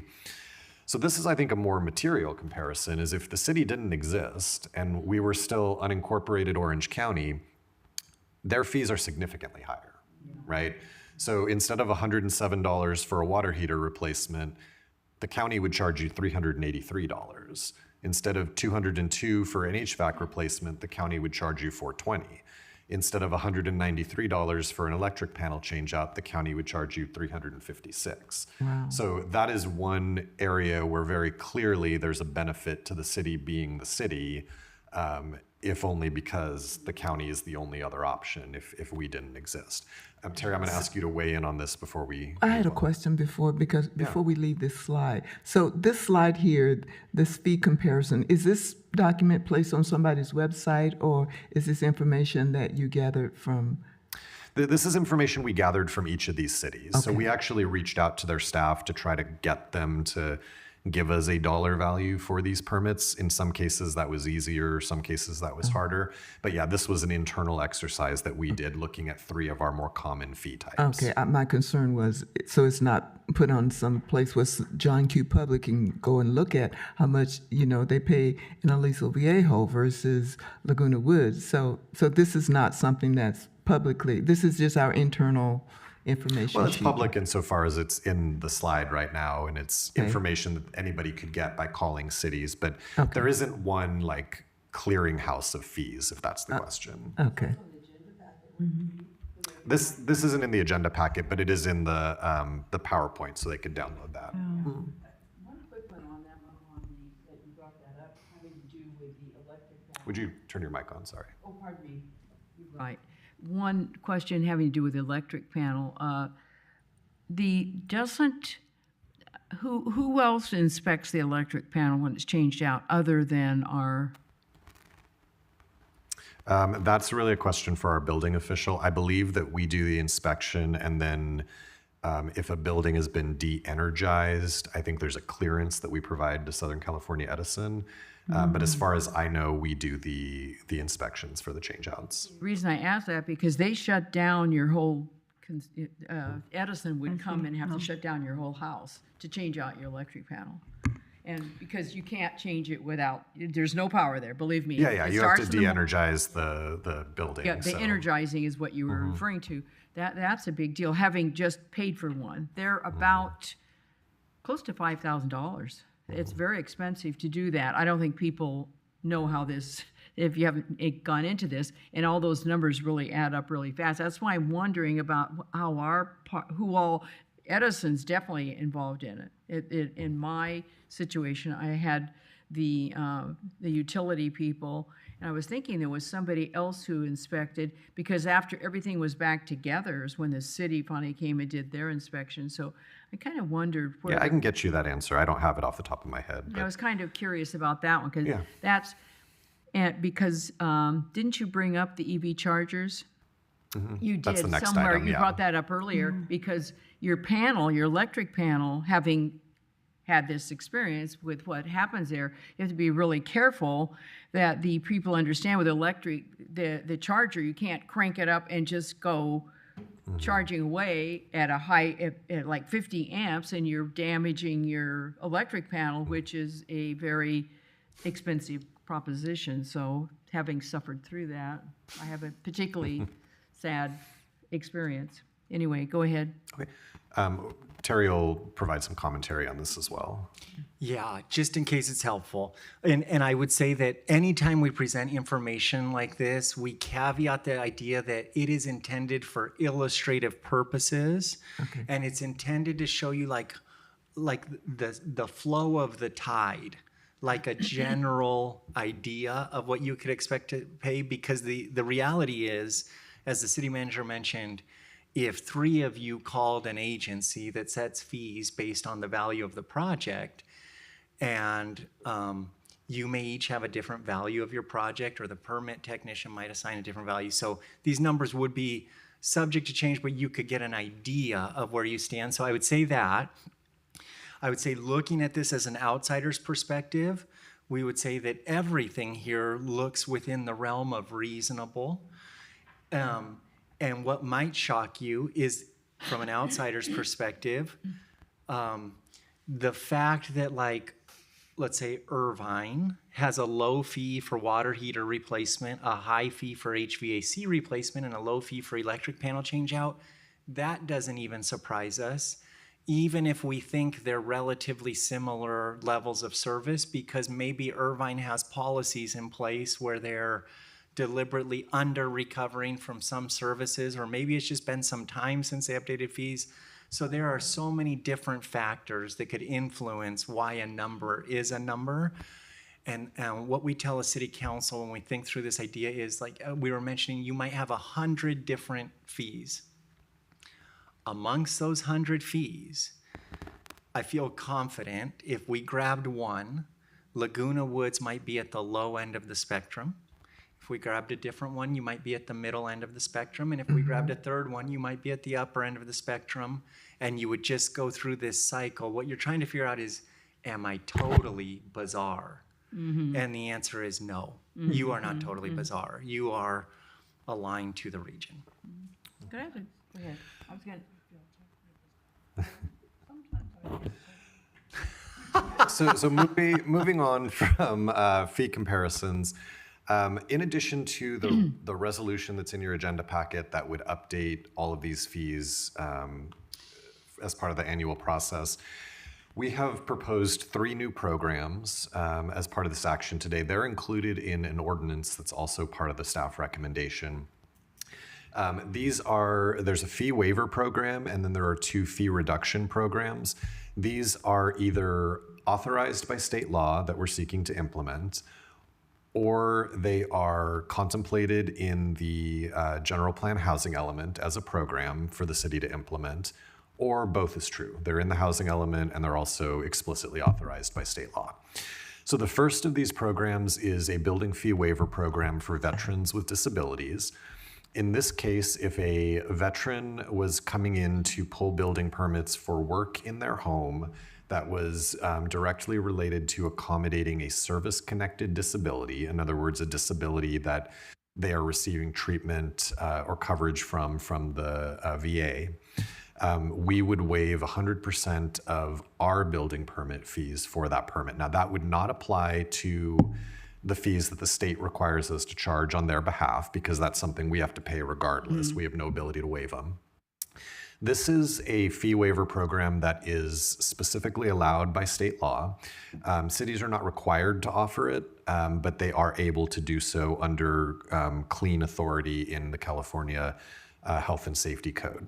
As part of this, the ordinance that's been proposed includes information on how a veteran would prove their veteran status, and then how they would prove that the improvement that they're making is necessary to accommodate a service-connected disability.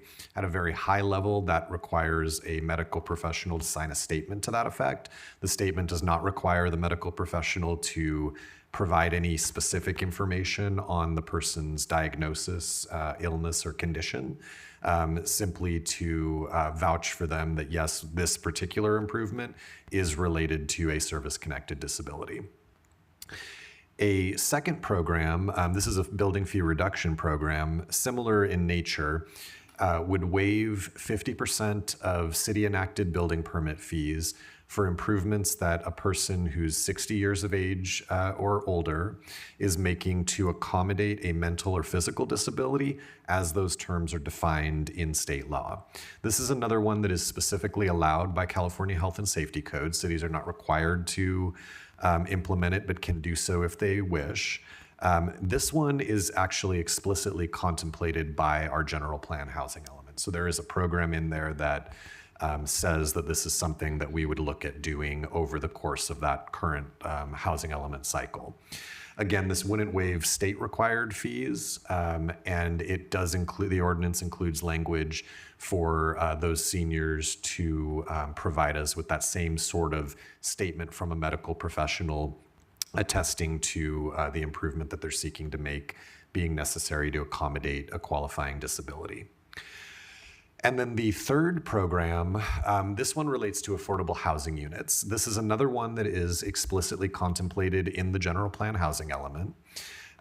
This would waive 20% of our city enacted building fees for the construction of housing projects in which a certain amount of units are set aside for specified income levels. So at least 5% are affordable for extremely low income, or at least 10% are affordable for very low or low income, or at least 50% are affordable for moderate income.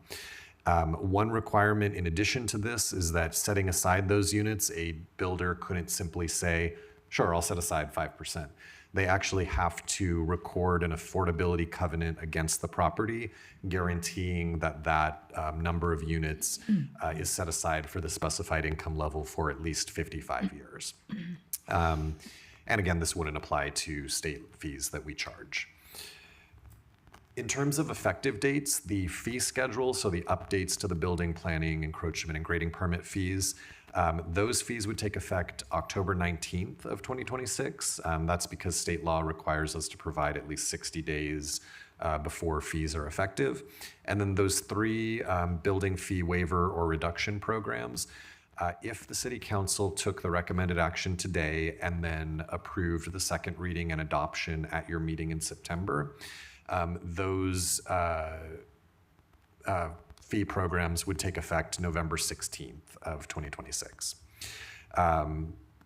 With that, the staff recommendation today, you've heard our staff report.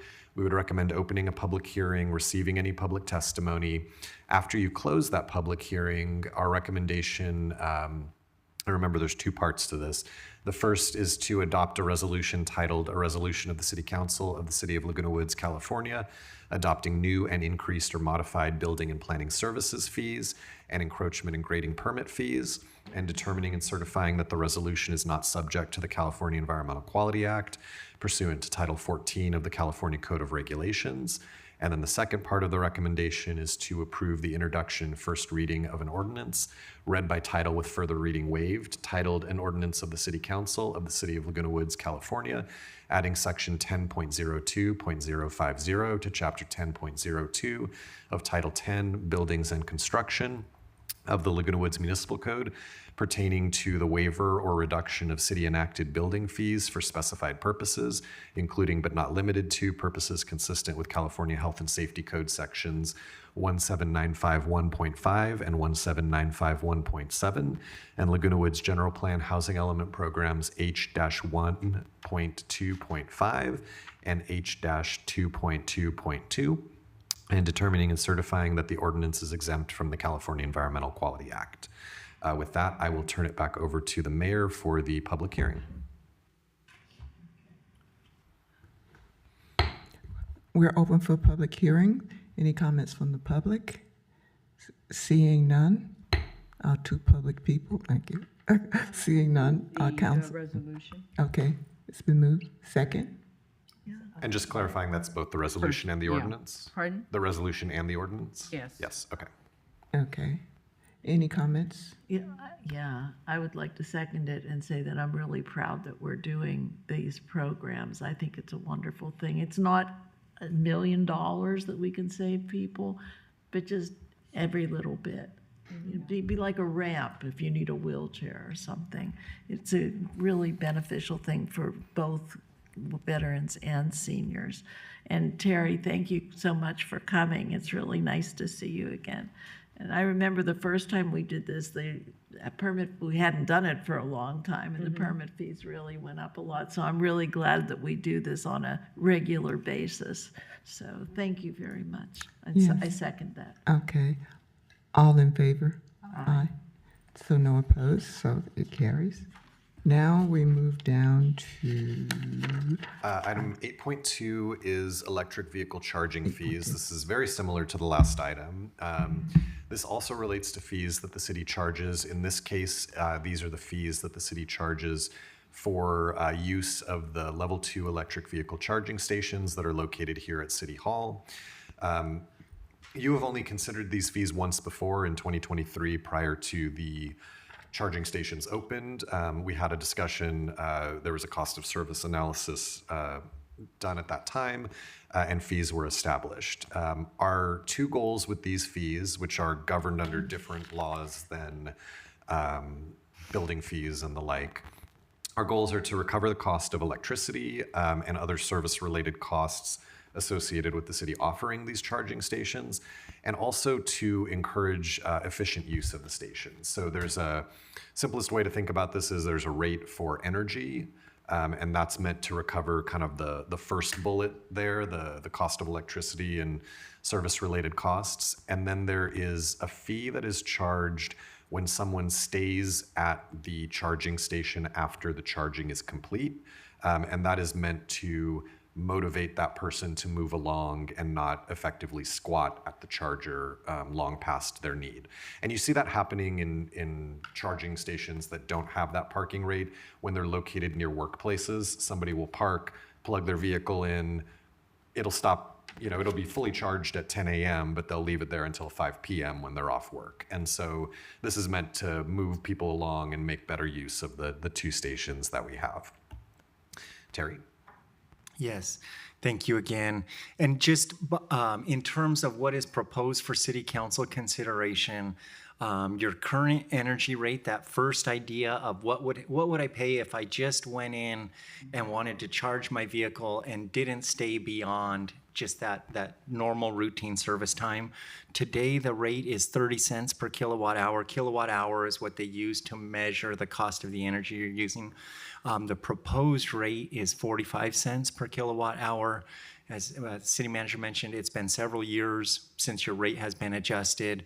And since that time, energy rates have gone up considerably over the last several years. I think the average change in energy rates is 7 to 9% per year. So this is just accounting for that and accounting for the service agreements you have with your accounting provider and so forth. This rate aligns well to the region. It's similar to what Laguna Woods Village charges for similar services and similar types of charging stations. So it should feel reasonable and rational. It's similar to what other municipalities charge and so forth. And the idea here is that we believe that you could justify legally up to 49 cents per kilowatt hour, but to align to the region and avoid confusion, we said, let's adjust it to 45 cents per kilowatt hour, which is what the community's most familiar with in the area. And because these are not development-related fees, the city manager mentioned a development-related fee needs 60 days to go into effect. This is just a market rate fee, non-development related. It can go into effect upon adoption if the city council desires. Thank you. And so we are proposing that the increased energy rate, the 45 cents per kilowatt hour, take effect tomorrow. We have the ability to make that change in the system that manages it. And again, very, very comparable. Laguna Woods Village, for their charging stations, they have a member rate, which is intentionally discounted for members, and then there's a non-member rate, which is the functional equivalent of the rate we charge here, which is a public rate, right? It's anybody that stops at the station. And so their public non-member rate is 45 cents a kilowatt hour, which is what we're proposing to set our charging or energy rate to. No change is proposed to the parking rate. That's been effective. We did some analysis as part of this this work to look at whether or not people were actually paying the parking rate in any significant number. If they're paying it, it means that they are sitting there longer than they should be. And it was a very small portion of folks that were actually being charged that parking rate. So that says to us it's doing what it means to do. We're not looking to be overly punitive and collect, thousands of dollars for being there for an extra hour. So there's a public hearing today. So we would request that you open the public hearing, receive any public testimony. After closing the public hearing, our recommendation is that you adopt a resolution titled "A Resolution of the City Council of the City of Laguna Woods, California, adopting increased electric vehicle charging fees for use of city-owned electric vehicle charging stations located at Laguna Woods City Hall, 24264 El Toro Road, Laguna Woods, California, 92637, and determining and certifying that the resolution is exempt from the California Environmental Quality Act. We do have one correction to make to the resolution. In section 2, we would ask that the September 20th, 2026 date be corrected to read August 20th, 2026. And with that, I would turn it back over to the mayor to open the public hearing.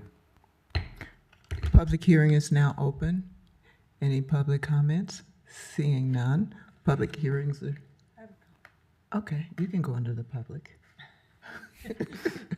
I'll close the public hearing and council comments.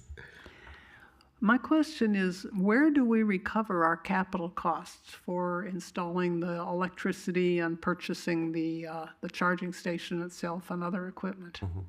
It's a good question.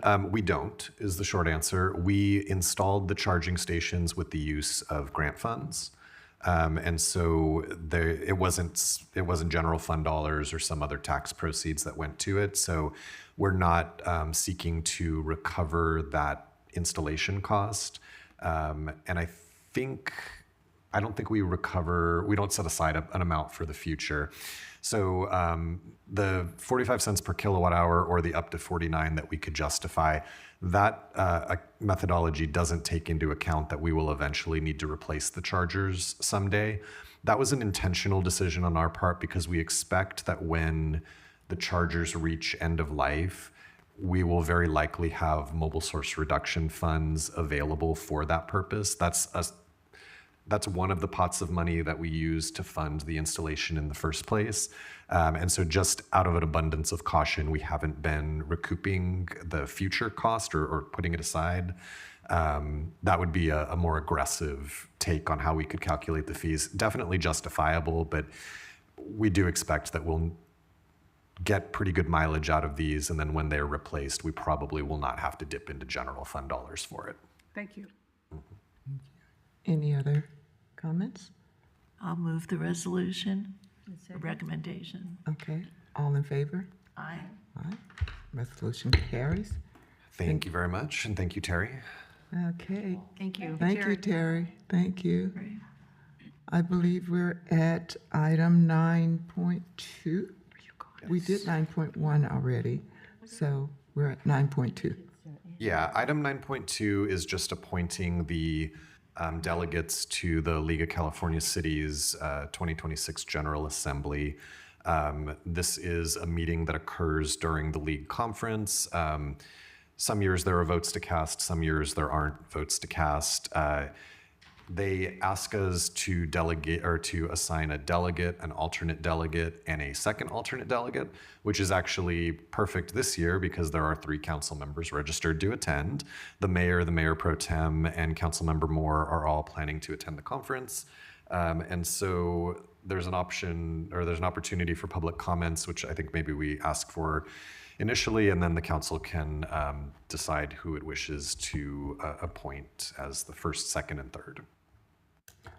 So we open for public comments? Close public comments. I'd like to volunteer to be the delegate. Okay. The voting delegate? A I'll be voting, the alternate, and I'll be the second alternate. That's fine. All right, so the motion would be to appoint Mayor McCary as delegate, Mayor Pro Tem Lee as alternate delegate, and Councilmember Moore as second alternate delegate at the League of California Cities 2026 General Assembly on September 25th, 2026 in Anaheim, California. okay. And we'll take a motion for that. I'll move the recommended action. Second. All in favor? Aye. Okay, so the recommendation carries. Now we are at item 9 point, I can't count. 9.3, Nine- employee positions, compensation, and benefits. 9.3 down at the bottom. This item, I'm going to talk about it at a high level. I'm happy to get into more detail on it if you have questions. The recommendation, which is one part a modified job classification and one part a resolution, would do these things. It would provide an alternative training prerequisite for the enhanced coyote hazing stipend. A couple of months ago, we added this stipend and we said that as a prerequisite for staff to receive the stipend, they needed to complete PC 832 training, which is a state firearms training. Once we got into the so we have a staff person who already has that certification. So he's been using that as to satisfy the prerequisite requirement. But as we got into looking at training additional people to go through that PC 832 class, the primary challenge that we've run into is they require that the agency that is sponsoring the person to go through the training provide the handgun, and that the handgun be owned by the agency. And so we are, this is, I want to preface this all by saying that this is all being done out of an abundance of caution. Our staff, when they use enhanced, or when they provide enhanced hazing services, they're using compressed air guns, which don't contain a training requirement, right? These are just paintball guns. We think there's a benefit to staff being trained in safe handling of firearms, no matter that we're using water pellets and compressed air guns. And so PC 832, for staff that have it, the person who has it, who's on staff right now, is ex-law enforcement, and so he received PC 832 training when he was a police officer.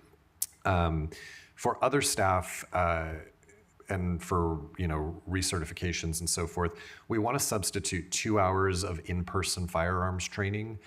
We were able to identify a local range that offers a 1-hour classroom training, followed by 1 hour of live firework on the training range, or on the range at the facility. In that case, they rent the guns as part of the training, and so the city does not have to purchase firearms in order to put people through that training. So PC 832, your current resolution says that if somebody has that, it qualifies them for 3 years to provide enhanced coyote hazing. The in-person training, the 2 hours, we would require that be done annually. So the resolution says that that'll be done at least every 13 months to provide a little bit of flexibility on what we mean by annually. Second, there's some language changed in here that allow that when we hire department heads, we are able to advance the first 40 hours of paid time off to those individuals. This doesn't change the overall amount of paid time off that they're able to accrue, but it does allow them to start their service with Laguna Woods with a leave balance. They don't earn leave in addition to the 40 hours until they pass the point that they would have already earned the 40 hours worth of leave. This is meant to avoid a potential deterrent to somebody moving over to the city of Laguna Woods when they have vacations planned. If those vacations are in short order or doctor's appointments, anything like that, if those occur in short order after they start with us, if they have not otherwise earned that time off, they would be taking it unpaid, which is not maybe the best way to start a new job by immediately going out on unpaid leave. But we understand that people have pre-existing appointments and travel and so forth. And so again, this doesn't change the total amount accrued, only the timeline on which it's accrued. We also make some clarifications in the document that talk about floating holidays and paid time off. The clarification is just clarifying that those hours are accrued on the last day of the pay period that they're earned. Right now, it just says they're accrued during a pay period, but it doesn't specify exactly what day they're accrued on. The more significant change in here has to do with monthly benefit allowances. So a lot of agencies, and this public or private, they may cover the cost of health insurance separately, or they may contribute an amount towards it. For the city, we have historically provided funds for health insurance through what's called a monthly benefit allowance. So employees receive a flat amount every month that they can put towards health insurance. They have to put it towards that first. If there's money remaining, they can put it towards vision, dental, health flexible savings accounts, dependent flexible savings accounts, and based on the higher date of the employee, some of the longer term employees have the ability to convert a portion of it to cash. For 2027, we've been looking at health insurance rates, and if you think back to June, when we did that annual report that the state requires us to, where we identify potential obstacles to hiring, we flagged the rising cost of health insurance as one of those issues. And really, I think it's two things. One is obviously health insurance is going up. Everything is more expensive than it used to be. But the way that we've funded health insurance historically has been contributing that flat amount, which is a flat amount irrespective of the number of subscribers on that health insurance. So a person who is single and has no dependents receives the same amount as a person who is married with children. Now, the reality is that the single health insurance cost is far less expensive than the married health insurance cost, or even or if you have children as well. So what we're proposing today is what we kind of talked about briefly in June, which is going from paying a uniform flat amount that is only differentiated by whether an employee is full-time or part-time, to an amount that varies based on the number of people that are enrolled in the city contracted health plan. So right now, the first two lines, the white lines, we provide $1,500 per month per employee if you're full-time, and then if you're part-time, it's $1,200 per employee per month. I want to note that there's a third class of employees here, which is limited part-time employees. Those are ones who work less than 20 hours a week. They don't receive this benefit. The health insurance benefit, the monthly benefit allowance, is only if you work regularly more than 20 hours a month, or 20 hours a week. So what we're proposing is that for employees who either they're the only one enrolled in a city contracted plan, or if they are not enrolled because they have insurance somewhere else, that their amount stays what it is now, either $1,500 if you're full-time or $1,200 if you're part-time. For individuals that have 2 people enrolled in a city contracted health plan, so this could be the employee and a spouse, the employee and a child, those rates would increase. And then if they have more than 2 people enrolled in the health plan, that would be this family rate on the far right. The way that the city contracted health plans work, once you hit that family level, which is 3 or more, you could have 10 people insured under it, and it's still the same amount. So these are the 3 rates that are already differentiated in the health plans. The way we've calculated these rates, the 1,500 and the 1,200 is just what we're offering now. We didn't want anybody to lose in this process. The 2-party and the family rates, we took an average of the HMO options that are available to staff. And in both cases, that's what the full-time amount is. We did intentionally compare that average to the cost of the lowest cost PPO option. In this case, the average was higher than the lower cost PPO option, which effectively means that that amount that you see on the screen, the roughly 2,200 or the 2,800, that amount is sufficient to cover a variety of the HMO options and the lowest cost PPO option. So it provides a range of options for employees. There are still plans that would be more expensive. And so right now, if a employee chooses a plan where the premium exceeds the amount that we provide, they pay for that through a payroll deduction. So it gets deducted from their take-home pay. Employees would still be able to do that. This would just mean that more of those plans would be covered for individuals that are on the 2-party or the family track.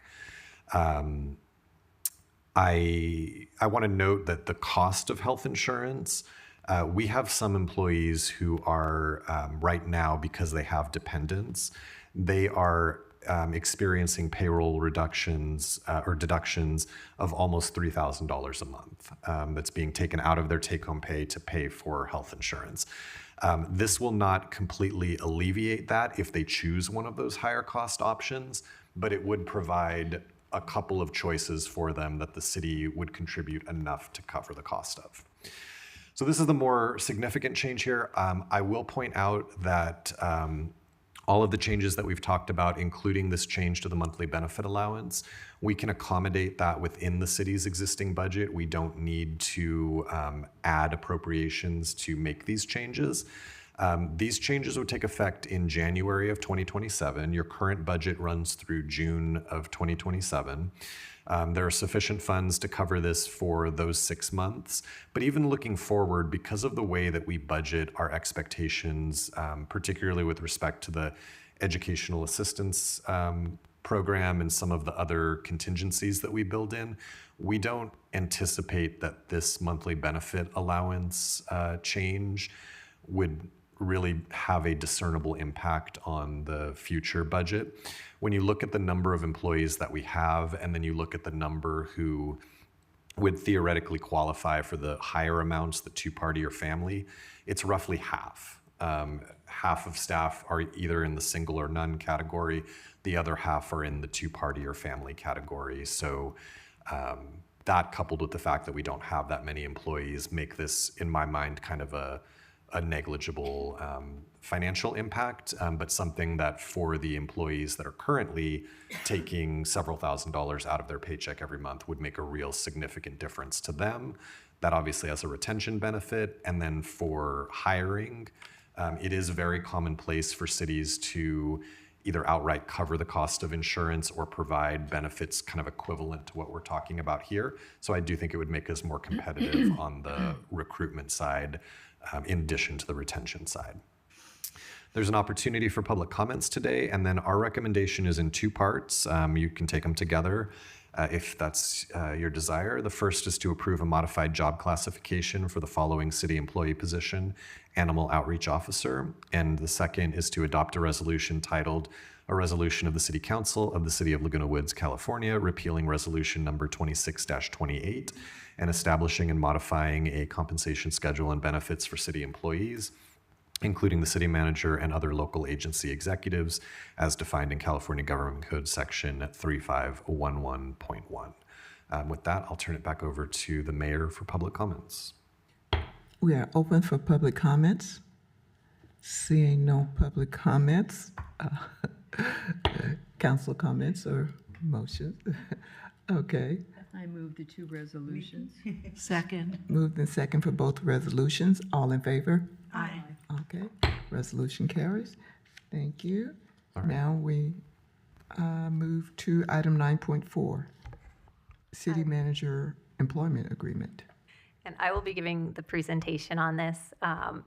Just as a reminder, this is Chris's own employment contract, so he is not able to represent the city's interests on this. That's why I'm giving the presentation. If you have questions for him, he'll be speaking on his own behalf on this item. And meanwhile, sitting here awkwardly. It's a little awkward. This item is a proposed second amendment to the city manager's employment agreement. If approved, the proposed amendment would increase Mr. Macon's annual base salary by 8% from $229,569.32 to $247,934.87. This is an increase in the base salary of $18,365.55. With the added benefits, that would be $21,030.39 annually. There are specific calculations if you're interested in the staff report. The proposed increase is based on the City Council's earlier consideration of the evaluation, the annual performance evaluation of the city manager, and the consideration of other city manager salaries in Orange County. The increase would go into effect if approved on August 22nd, 2026. There is a staff recommendation in 4 parts. The first is already done. You have received an oral report as required by the California Government Code. The second is to approve amendment number 2 to the city manager employment agreement with Christopher Macon and authorize the mayor to execute amendment number 2, subject to approval as to form by me, the city attorney. The third is to adopt a resolution titled, and do we have a number for the one that was just adopted yet? 26, I know, 34, okay. Adopt a resolution titled, a resolution of the City Council of the City of Laguna Woods, California, amending and adopting the fiscal year 2026 through 2027. Oh, am I ahead? Sorry, I'm on number 4. Number 3 is a resolution of the City Council of the City of Laguna Woods, California, repealing resolution number 26-34 and establishing and modifying a compensation schedule and benefits for city employees, including the city manager and other local agency executives as defined in California Government Code Section 3511.1. This is repealing the resolution that you just adopted in item 9.3.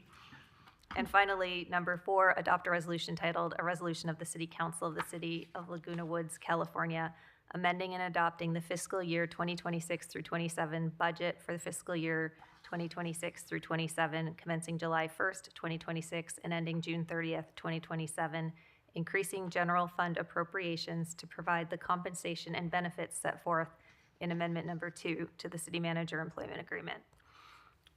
And that concludes my presentation. There's an opportunity for public comment on this item, and I'm able to answer questions. Okay. Public comments are open. Any public comments? There are lots of them. Don't all speak at once. Public comments are closed. So council comments or motions? I so move. I just want to say I wholeheartedly approve this action. I think Chris has been doing a great job for us. I think he anticipates things that are coming down towards us and takes steps so that we can be prepared for them and take maximum advantage of all the circumstances in Orange County. And I think he richly deserves the raise, and I move the item. I'll second that. Okay.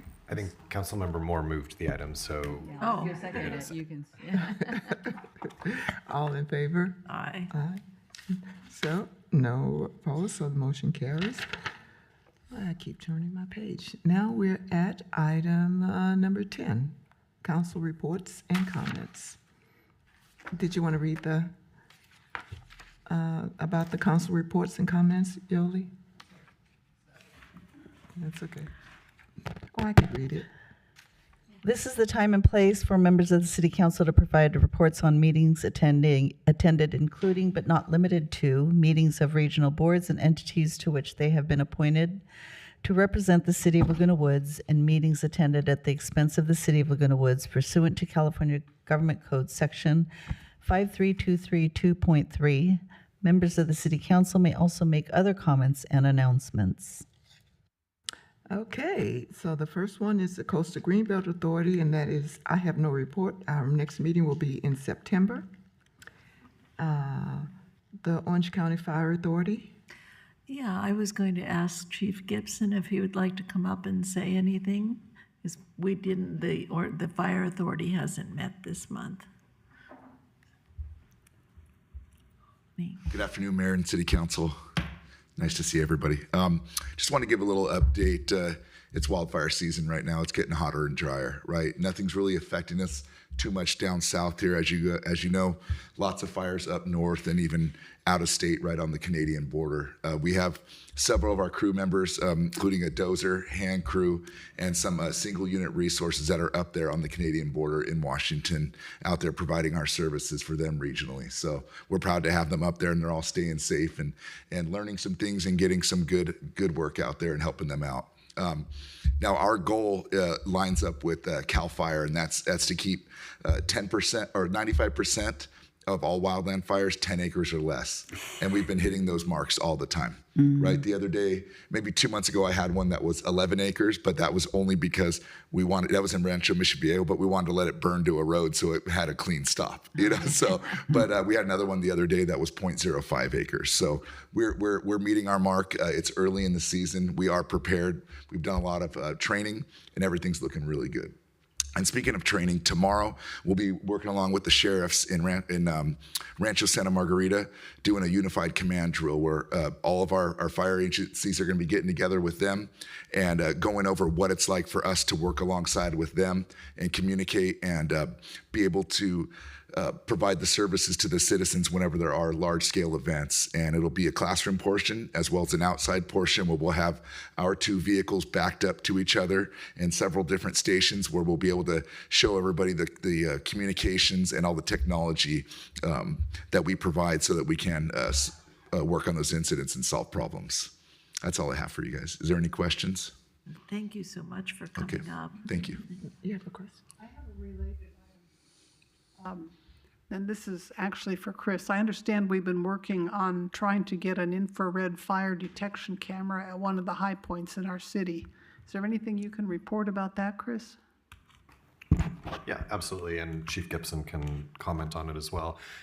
We've been working with Mutual Number 50, the towers, to locate 2 wildfire detection cameras that would be operated as part of the Alert California program on the roof of the South Tower. South Tower.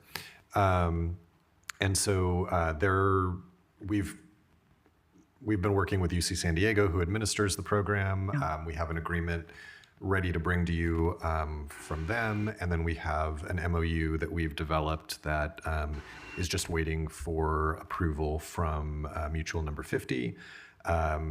Before we'll bring it back to the City Council for your consideration. We're hoping that will be in September. And at that point, we'll invite Chief Gibson to provide a little bit more information on exactly how those cameras are used. They use a AI component. It's available in their dispatch emergency command center. And so we'll have more information for you, hopefully in September. We're just literally pending the towers giving us their tentative sign off.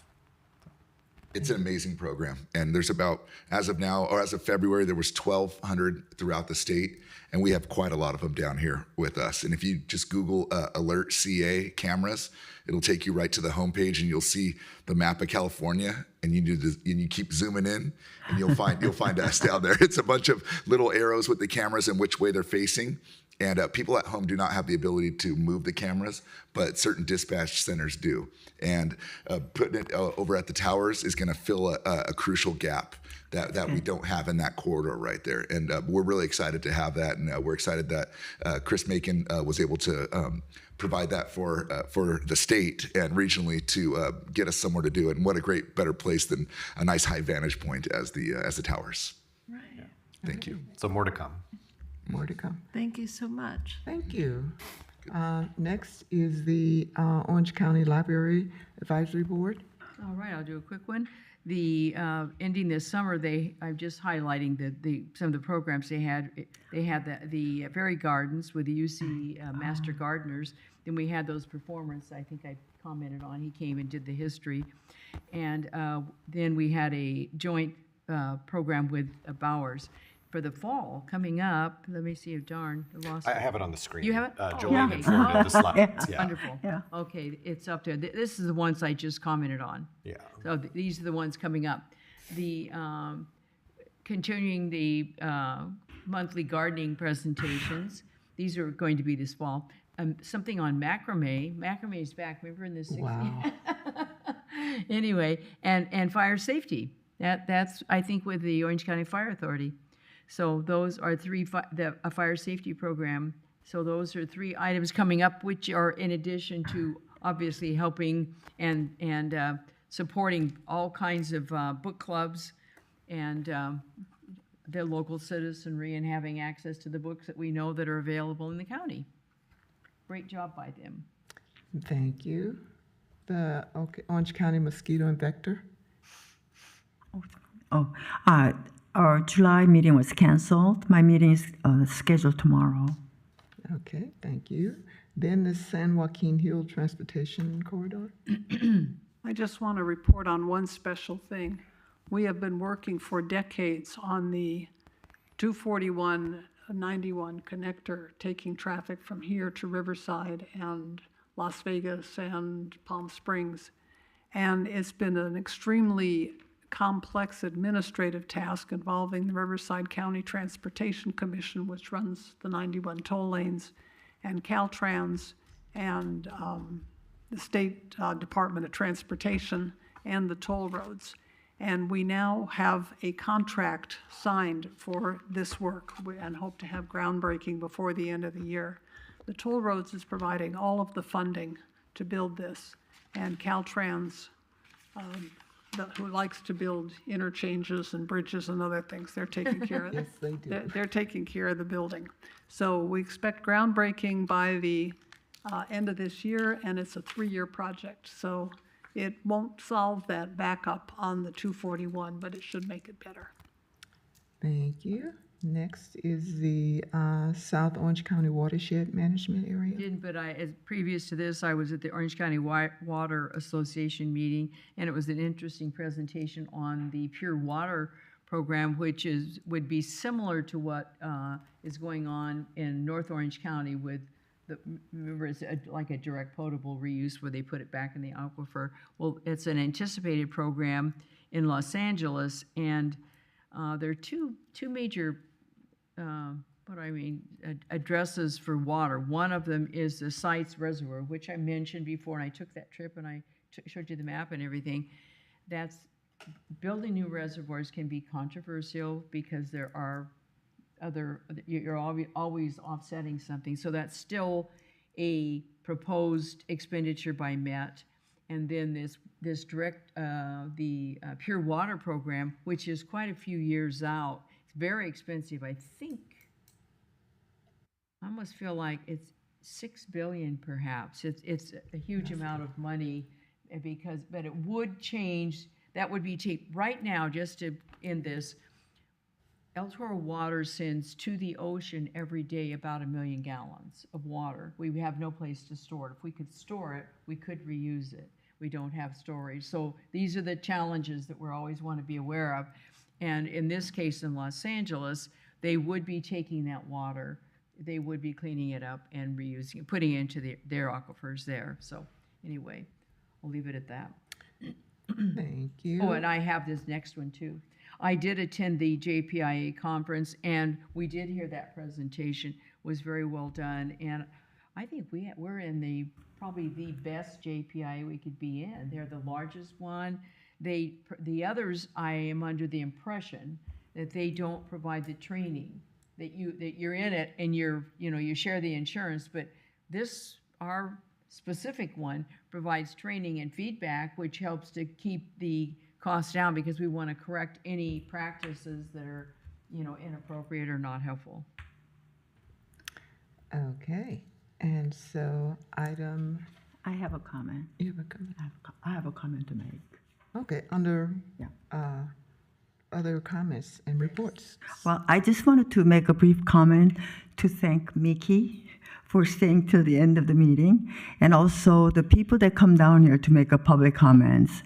We might not necessarily in agreement. However, your comments are very important because your voice matters. Thank you very much. Thank you. And so item closed session reports. We don't have any closed session reports. So the next item is adjournment. So we are adjourned for the next meeting, which will be Wednesday, September 16th at 2 p.m. right here in City Hall. Meeting adjourned.